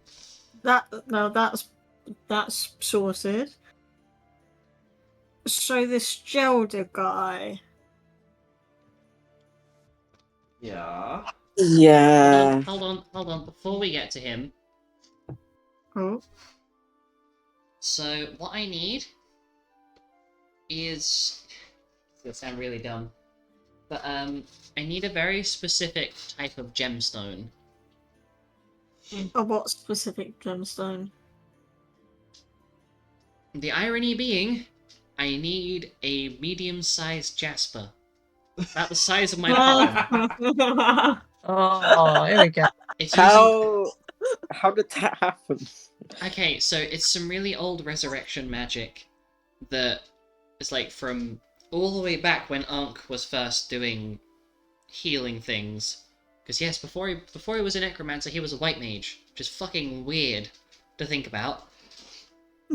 But they used to use different kinds of gemstones, and things like jaspers and emeralds and topazes were used a lot for restorative things. Where the jaspers were like supposed to be amplifiers. Too bad it's not topaz. We've got plenty of that. Well, topaz is more for supporting immune systems, about like immune system boosting things and stuff like that. But I need to figure out where to get something like that. And Alice, your mum's a goddess, right? Yes. Can you see if she has any? My dad doesn't. I've already asked him. And Penton, Nolan, maybe you two could do some convincing to see if the guildmasters have any? You have a lot more charismatic manners than I do. That's why one of you's dealt with the Fae and the other one is kind of Fae. No. That's why one of you is basically the luckiest bullshit person I've ever encountered. I can ask my mother, but I'm not sure, you know. Well, if we can find one, then we might be able to resurrect somebody who got kind of fucked over. So, anyway, with that... Well, my mum's not very far away, right? Yeah, she she's was like- just She's here. in the building. She's in She the was, building. like, right here. Yeah, she's Just in the shout. building. I'm gonna roll a d100. She is currently sitting at the table, like, on the other end of the room. Or tried to look at Diana. Chit-chatting with the guildmaster, Never that's mind. handy. Lupus. And they appear to be having a very long-length discussion about something. No one here, by the way. Huh? There's no one here, by the way. Oh, no, there are still people here. No, I said Nolan here, by the way. Oh, Nolan is here, yes. Okay. Everybody is at this table, like, referring to Group U. Axton, Ollivander, and their avatars have left. And then a few members... Andromeda and Andromeda and Carmina have left. So it's like some of the crystal heroes are like scattered about the place. And then the members of Group V. Oh, I freaking know, man. And then Gareth and Edith, who are talking with Kazaroth in like the furthest corner of the room. Like, this is a place this room is made to seat like 260 something people at any given time. So y'all are just kind of scattered everywhere. But yes, Diana is still in this room if you would like to ask her now. She's currently talking to Lupus about something in depth. Mother! Do you want to get up Yes, and go darling. over to her? It's probably the best idea, considering she is several kilometers. Several meters. Kilometers? How big is your room? I had saliva in my mouth, bear with. Several meters away from you. Like, we're talking, like, if you are on the rightmost side of the room, she is on the leftmost side of the room. Alice is not exactly a respectful queen. Fair. Mother! It echoes. Oh, I'm being cold. Yes, well, like I said, just to end this debate, do not have another child. Two is enough. You do not want need a another third. child! No! Please! I have already told you what happens when you introduce a new demigod into the pantheon. Friggin' Leviathan will lose his marbles, and not in a good way. Leviathan will love me even more. I will not. Anyway, go on. Your daughter is going to frickin' try and cause an avalanche in here if you ignore her any longer. I'm going over. Don't you worry. See, I raised my daughters very well. Yes, very. Hello, Alice. And Diana is now standing at the table with the rest of Group U. Mother, do you have a Jasper? D100. Why do you need a Jasper? To bring back Jasper. Would you like to roll me a D100 to see if Diana actually Have a has Jasper just to bring it back. a Jasper? Just to borrowing a Jasper. Yeah, I need to know if she has one. I have no idea if she has Yeah, please roll a D100. Let me know the results.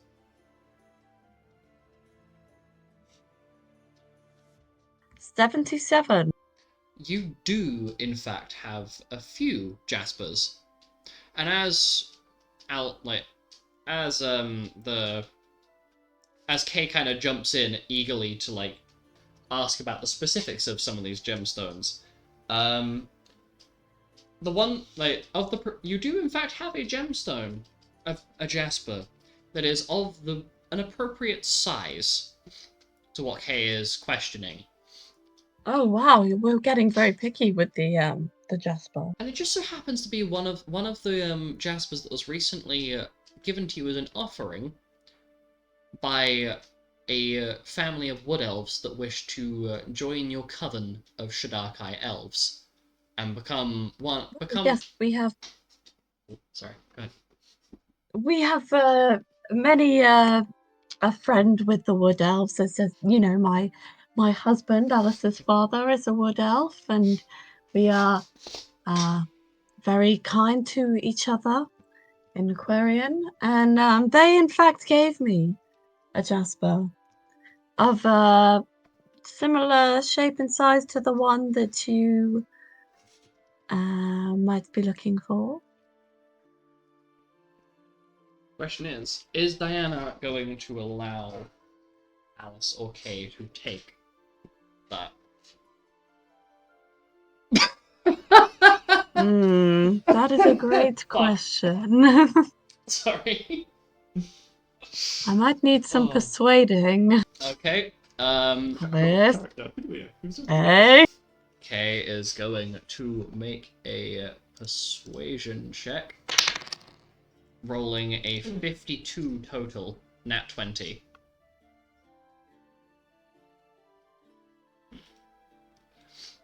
Is anybody else at this table going to help? Rolled a 43. 43. Okay, so between the two of them, do you think Diana's convinced? Alice giving puppy eyes. Please, Mom. Please, I want to bring back my friend. Okay. It is, however, in Aquarian, on the mantelpiece, in a frame. Not in a frame, on a stand. As you walk into the hall, it's on display. That one. And as you're describing this same gemstone that you're describing just so happens to manifest to a few feet in front of your face. What, you mean this one? Lupus shouts across the room. Yes, in fact, I did mean that one. Thank you, Lupus. You're welcome. And there's a almost like bluish translucent colored hand that is holding this gemstone, like a few inches away from your nose. Have I truly got no privacy in my own home? Nope, you don't. Not with him around now.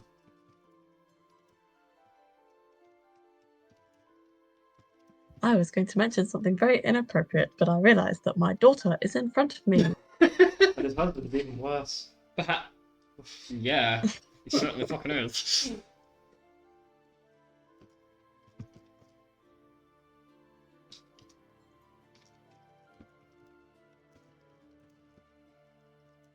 Anyways, do you need any other assistance bringing back your friend?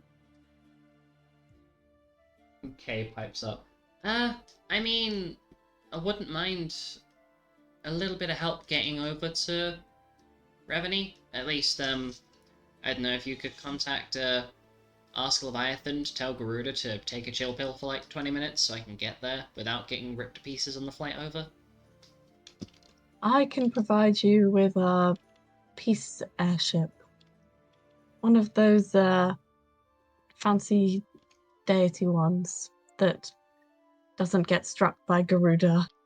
Kay looks a little bit surprised that you're willing to basically offer what is essentially your personal airship for usage. But Yep. if it comes back with a scratch or a scrape or a dent, I'm taking the Jasper back.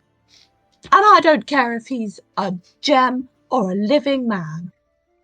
Do you understand that, Alice? You're gonna kidnap Jasper?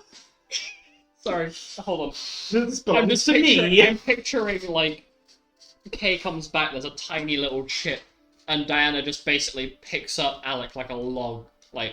Picks up, like, fucking Alec like a log, takes him over there as, like, revert time. Or, the alternative version, Diana picks up Jasper like a log and just over shoulder, you are mine now, you're going on the mantelpiece. Yep. Kay looks at Penton. Well, I mean, I know somebody who's very proficient with airships. Mainly selling them. But I'm sure somebody who knows how to sell airships knows how to get them repaired, right? And Kay is looking at you with eyes of, for the love of God, dear God, help. Please. But of course! I have a whole company for it. I can get it sorted for you, don't Oh, every time you do that voice, my soul leaves my body. worry. Luna looks at Penton with the most Okay, this also needs context a bit. face. Yeah. Also, I don't know that. Nobody knows who that voice is. Yeah, This is the voice of Montgomery Montague. It is a persona that I created to swindle a demon out of a 40 billion gil airship. The thing that basically got us half of the war fund for the guild. Oh my god. Huh? And also paid for all of this stuff. And I'm just going to show off all of his nice gear. And I imagine Penton keeps his sword around him, because it's a cane. It is a sword cane, so Yeah. yes. And this as well. Got my Yeah. shiny sword. Well, it would have been great if you'd taken the time to offer that to, I don't know, it was. What do you And mean? This is the point where Lupus's hands rest on his son's shoulders. Yes, well, dear. You see, that money has been taken off him and is being delegated out to all of us later on for when we need to stockpile for the final fight. So, Here's the idea. I actually wanted to share the money around, but... I did! Lupus just looks at Penton with, I wanted a personal stash, but it's 40 billion gil. What am I going to You do wanted with 40 most of billion it. gil? Sir, you wanted most of it. No, I did not! That is slander. Okay, and I will not be let's- having it. Roll a This deception is check. not an It's appropriate not a discussion in deception front of check! my I'm child. a character! Anyway, I'm not deceiving anybody. yeah, lion's share. No. Stop it, you two. But I'm assuming this is referring to Lupus and Penton, who are currently bickering. Yes. I will attempt to deceive him with the truth with a 69. With a what? With a 69. Oh my god. Sir, this is not the time or place to be doing that.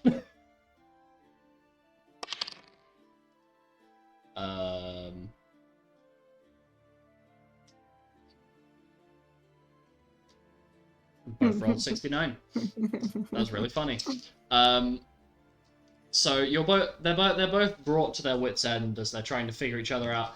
And then Diana snaps into the conversation. It's like, no. Stop. Okay, well, Diana. Thank you for that, and I will have to explain to you later why I'm able to access your home so easily. Diamond weapon.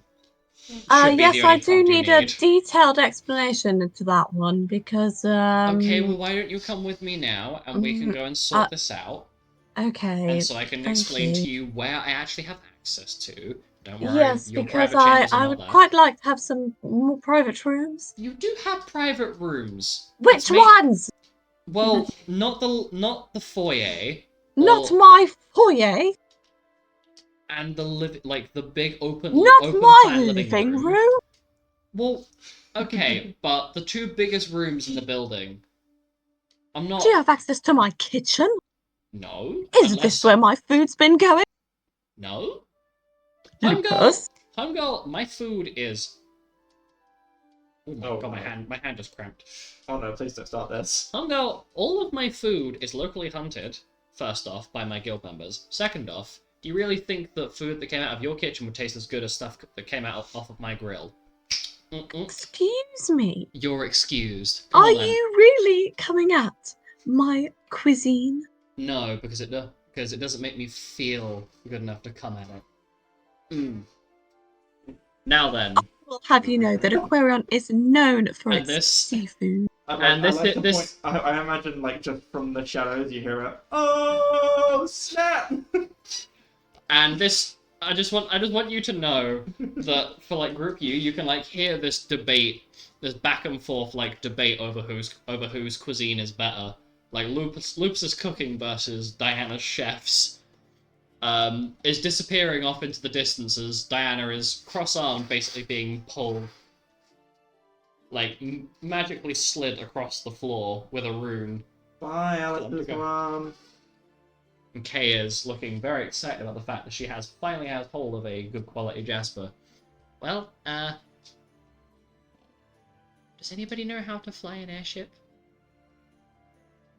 Sure, I could learn. If you ask nicely, she might be able to provide a airship flyer. I really doubt that she would let you fly that thing on your own.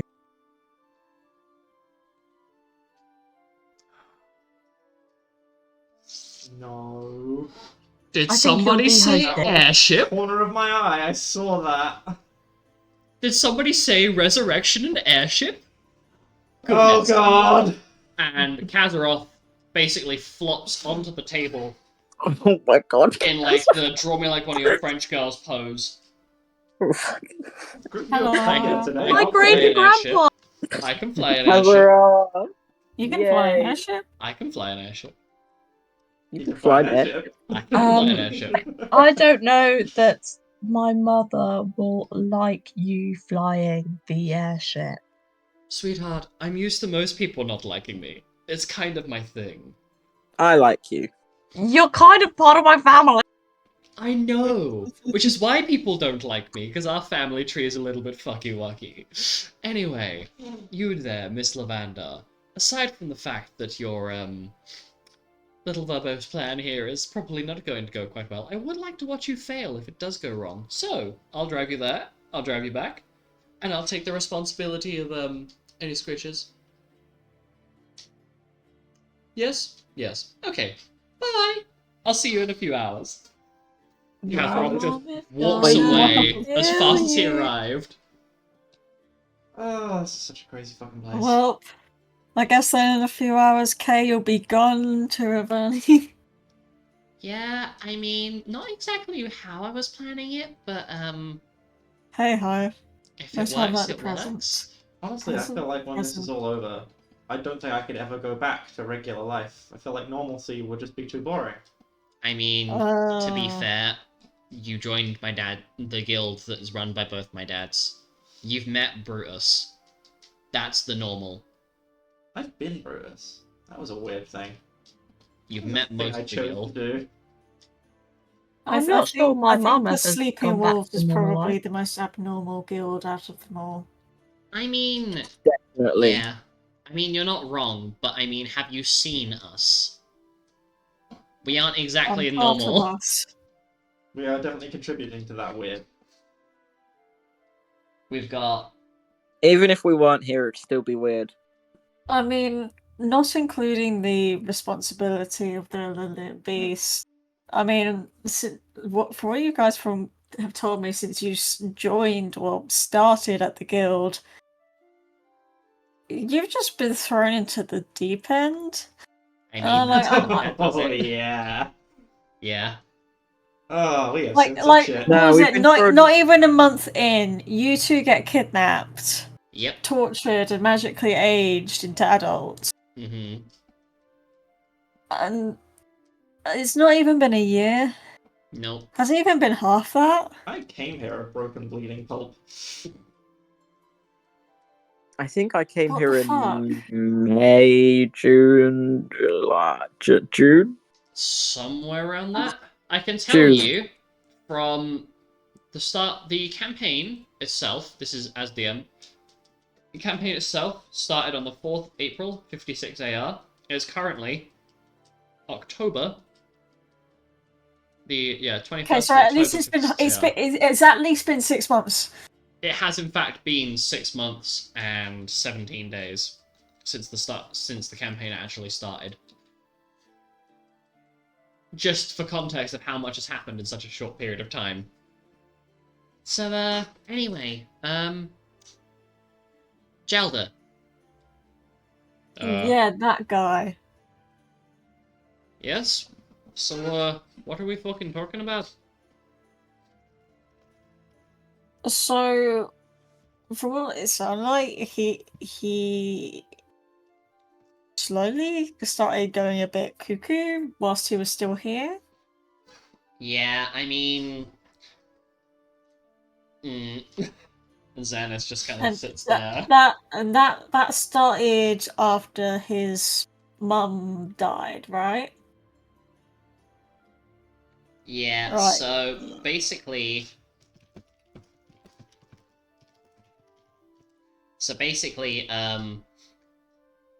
things didn't go so great.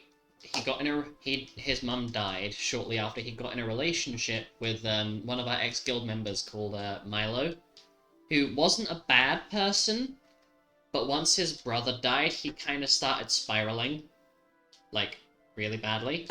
I thought his brother died before he got into a relationship with Jada. Somewhere around there.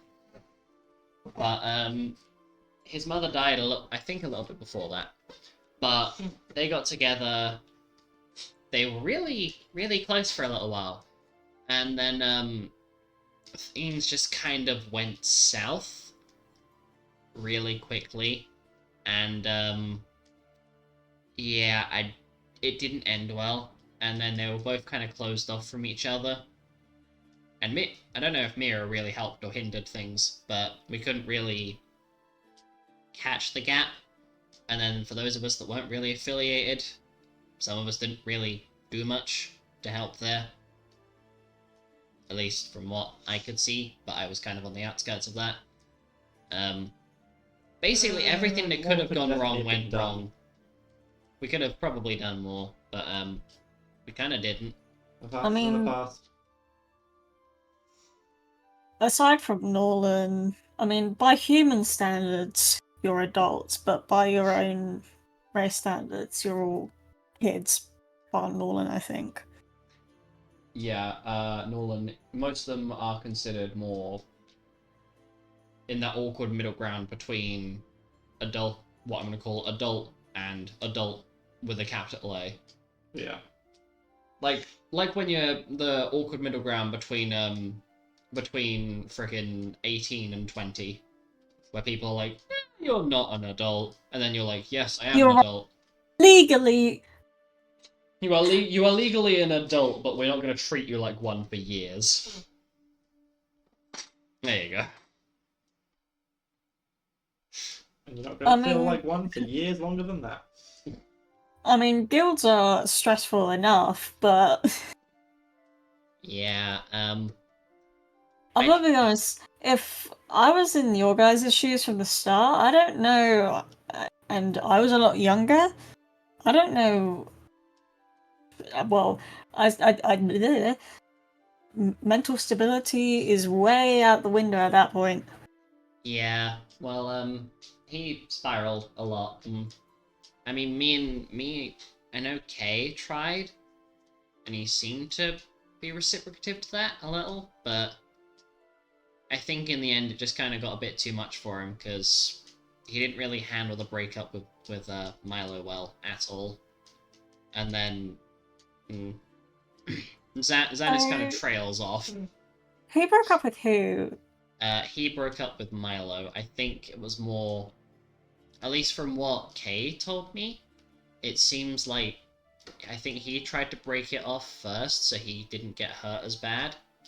Or something like that. I don't really understand it. It was confusing. Relationships tend to be confusing. Yeah, but the main thing was that I just don't think he handled his mother's passing very well. So he everything kind of went to shit at the same time, and then his combat performance kind of went downhill, so everybody kind of picked on him for that a little bit. And then, yeah. Everything that could have gone wrong went wrong at the same time, and none of us could really pull him back from that. At least from at least from my perspective anyway. But I was only one component of many. Okay. And Xanos is scratching his head awkwardly. But, that being said, I don't think we can really reason with him at this point. Judging from that photo, I think you Yeah. wouldn't. Yeah, not a chance. So, yeah. I mean, let's just hope the cult haven't really got to him yet.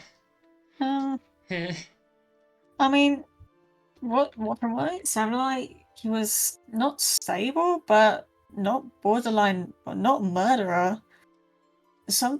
Something must have. I'm choking on food. Don't choke on food. No, It's fine, no, it's a no. character, we're eating. It's this bit stuck at the back of my throat whilst I was Oh, talking. no. It was just like, hi, I'm here. It's a bit of behemoth bacon. No, it was burger. Behemoth burger. Oof. No. Like he was unstable. He had a goal in mind, which was to look for people that he believed to be his brothers. Although we know that's not exactly true. Yeah. Not biologically related in any sense of the word. Yeah. Sounds like it's gonna be a bad time. At least I got to smash. It just doesn't make sense that he would go from a goal in mind to find his family to, well, murdering seemingly innocent people out of nowhere. Nolan raises an eyebrow at you, Luna. So what you're saying is you think he's, flip-flopped? Yeah, I mean, it doesn't make sense in my mind. Maybe he encountered a cult member. Who knows? Wouldn't be the It first must one. have been. It must have been someone important or something. Well, I suppose so. But if he's related to that serial chick, to Serial in any way, Yeah. I'm going to fucking kill him. I'm sorry, Yeah. but what happened with Serial in the past encounters I've had with her, fucking ruined, nearly fucking killed me twice. Every time I fucking encountered her. So she's going to die. And if they're blood related, and she wants to try any of that fucking funny voodoo shit that she tried on me, then he's gonna have to die as well. And I don't say that out of malice. And Nolan is going to basically, well, I don't normally do this, but I guess minor warning. And he is going to lift the cuff of his waistcoat and pull up part of the black shirt that he has. It's more like a black crop top, to be fair. But he's going to pull the top of it up, and you can just see this massive claw mark go from the top of his right pec down to the bottom of his left pec. So it's like across the chest. And that, I'm going to put this away now before anybody starts getting any funny ideas. That is where she came at me like a fucking animal possessed. I'd love to know what sent her down this path. She doesn't quite seem like her, the way she fights is, her, you know? That's why I'm still planning to pursue her. Blah, blah, blah. That's why I'm still planning to pursue her at some point. Because it doesn't quite seem like it's a normal thing. It seems like something has possessed her, or something along that line. There's an extra element at work there. I mean, since she's one of the top people in the cult, we're definitely going to come across paths off with her, probably at some point. Well, maybe she's another one that we could potentially salvage, I suppose. Although I don't like the idea of it, but if you think that we can, if you guys see something that I don't, then I suppose I can hold my blade or my fan. Seems like a lot of these people are just broken in some way. I mean, hell, fucking look at Mace. Seems like this young lad over there, and Nolan nods towards Penton. Seems like he had a good heart to be looking after that kid for a while. And then he fucking lost it after getting in touch with the cult. And then this Serial, she was nowhere near as fucking feral as she was the first time I fought her. First time I encountered her, she was just a powerful mage. Going down the wrong path of necromancy. I remember her saying that she was trying to bring back her child. Or something like that. That's about as much as she would tell me. She'd never elaborate past that point. Something about how her tribe were monsters. I don't know. Little things you remember, eh? Now then. I do believe that a young lady down here has to get some preparations going for your flight. Have fun with that. And, Yeah, have fun, Kay. Yeah, I'll certainly try. And she goes off. Now then, I think for the rest of us, we should probably, go back to the room. I don't know about you, but, it's gotten awful echoey in here now that everybody else has gone off. Apart from... Nolan is going to take a moment. Is going to cast... Where is it? He is going to... No, he's not going to do this. I'm not going to do that. Wait, no. Can I? Brain cells are... Cogs are turning, hold on.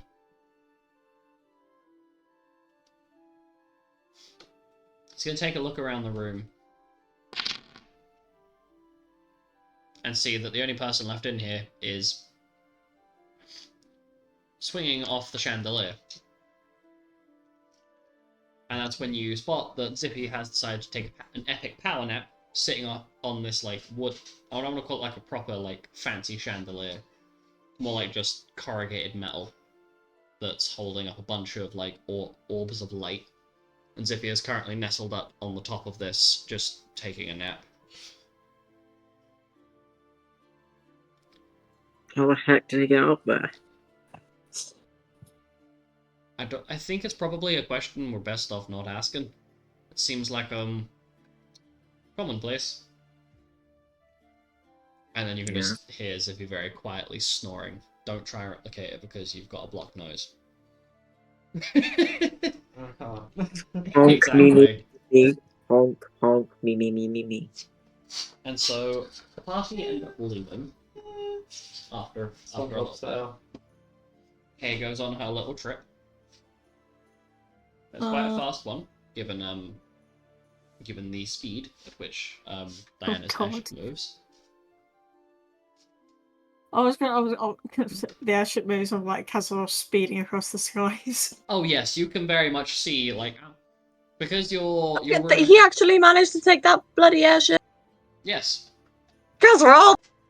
Yeah, he took the airship. You told Kay she could use it, and Kazarov was like, hell yeah. Yeah. And so Diana, several, like, very far down the other end of the building, is watching the same thing the rest of the group you are watching out of their window, as you can see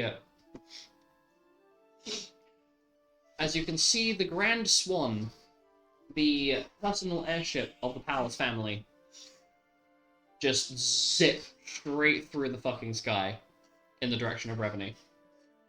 Oh my god. There's gonna be Hey, so many Hay doesn't ducks on get that when it comes sick, does she? She doesn't, fortunately enough.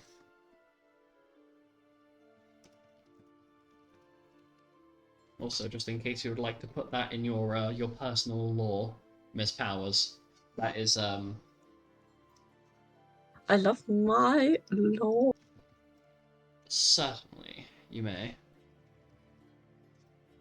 So as you're going back, yes. So as you're on your way back, Luna, you end up. Well, I say on your way back. After this image, Luna, you go off to visit a certain somebody who is still in the infirmary. And there is Amy. Still resting in the same place where you left her. Well, I say where you left her, where she was left.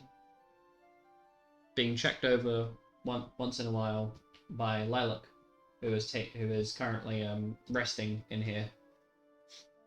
He's kind of sitting on this rocking chair, just decompressing. He is not close enough to where you and Amy are to really perceive anything that is occurring here. Luna's just gonna go sit next to Amy. Can you roll me an animal handling check, please?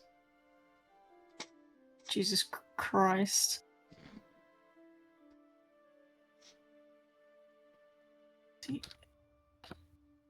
That's a 52. So, Oberon has been laying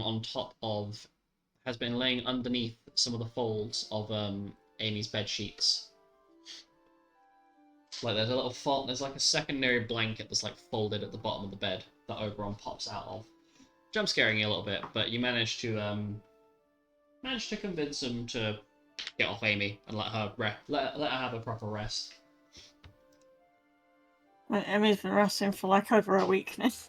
Yeah, well, she is in a somewhat comatose state at the moment, as her soul and her body have been separated from what I recall sharing last time. I do not remember that. There's something along that line.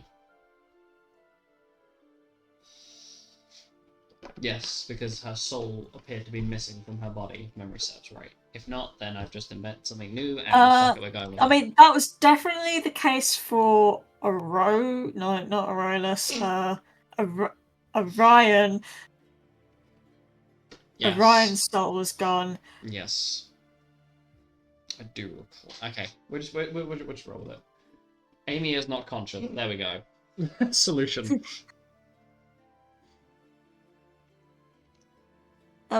Luna's just gonna sit there for a while. Not doing anything specific, just sitting there.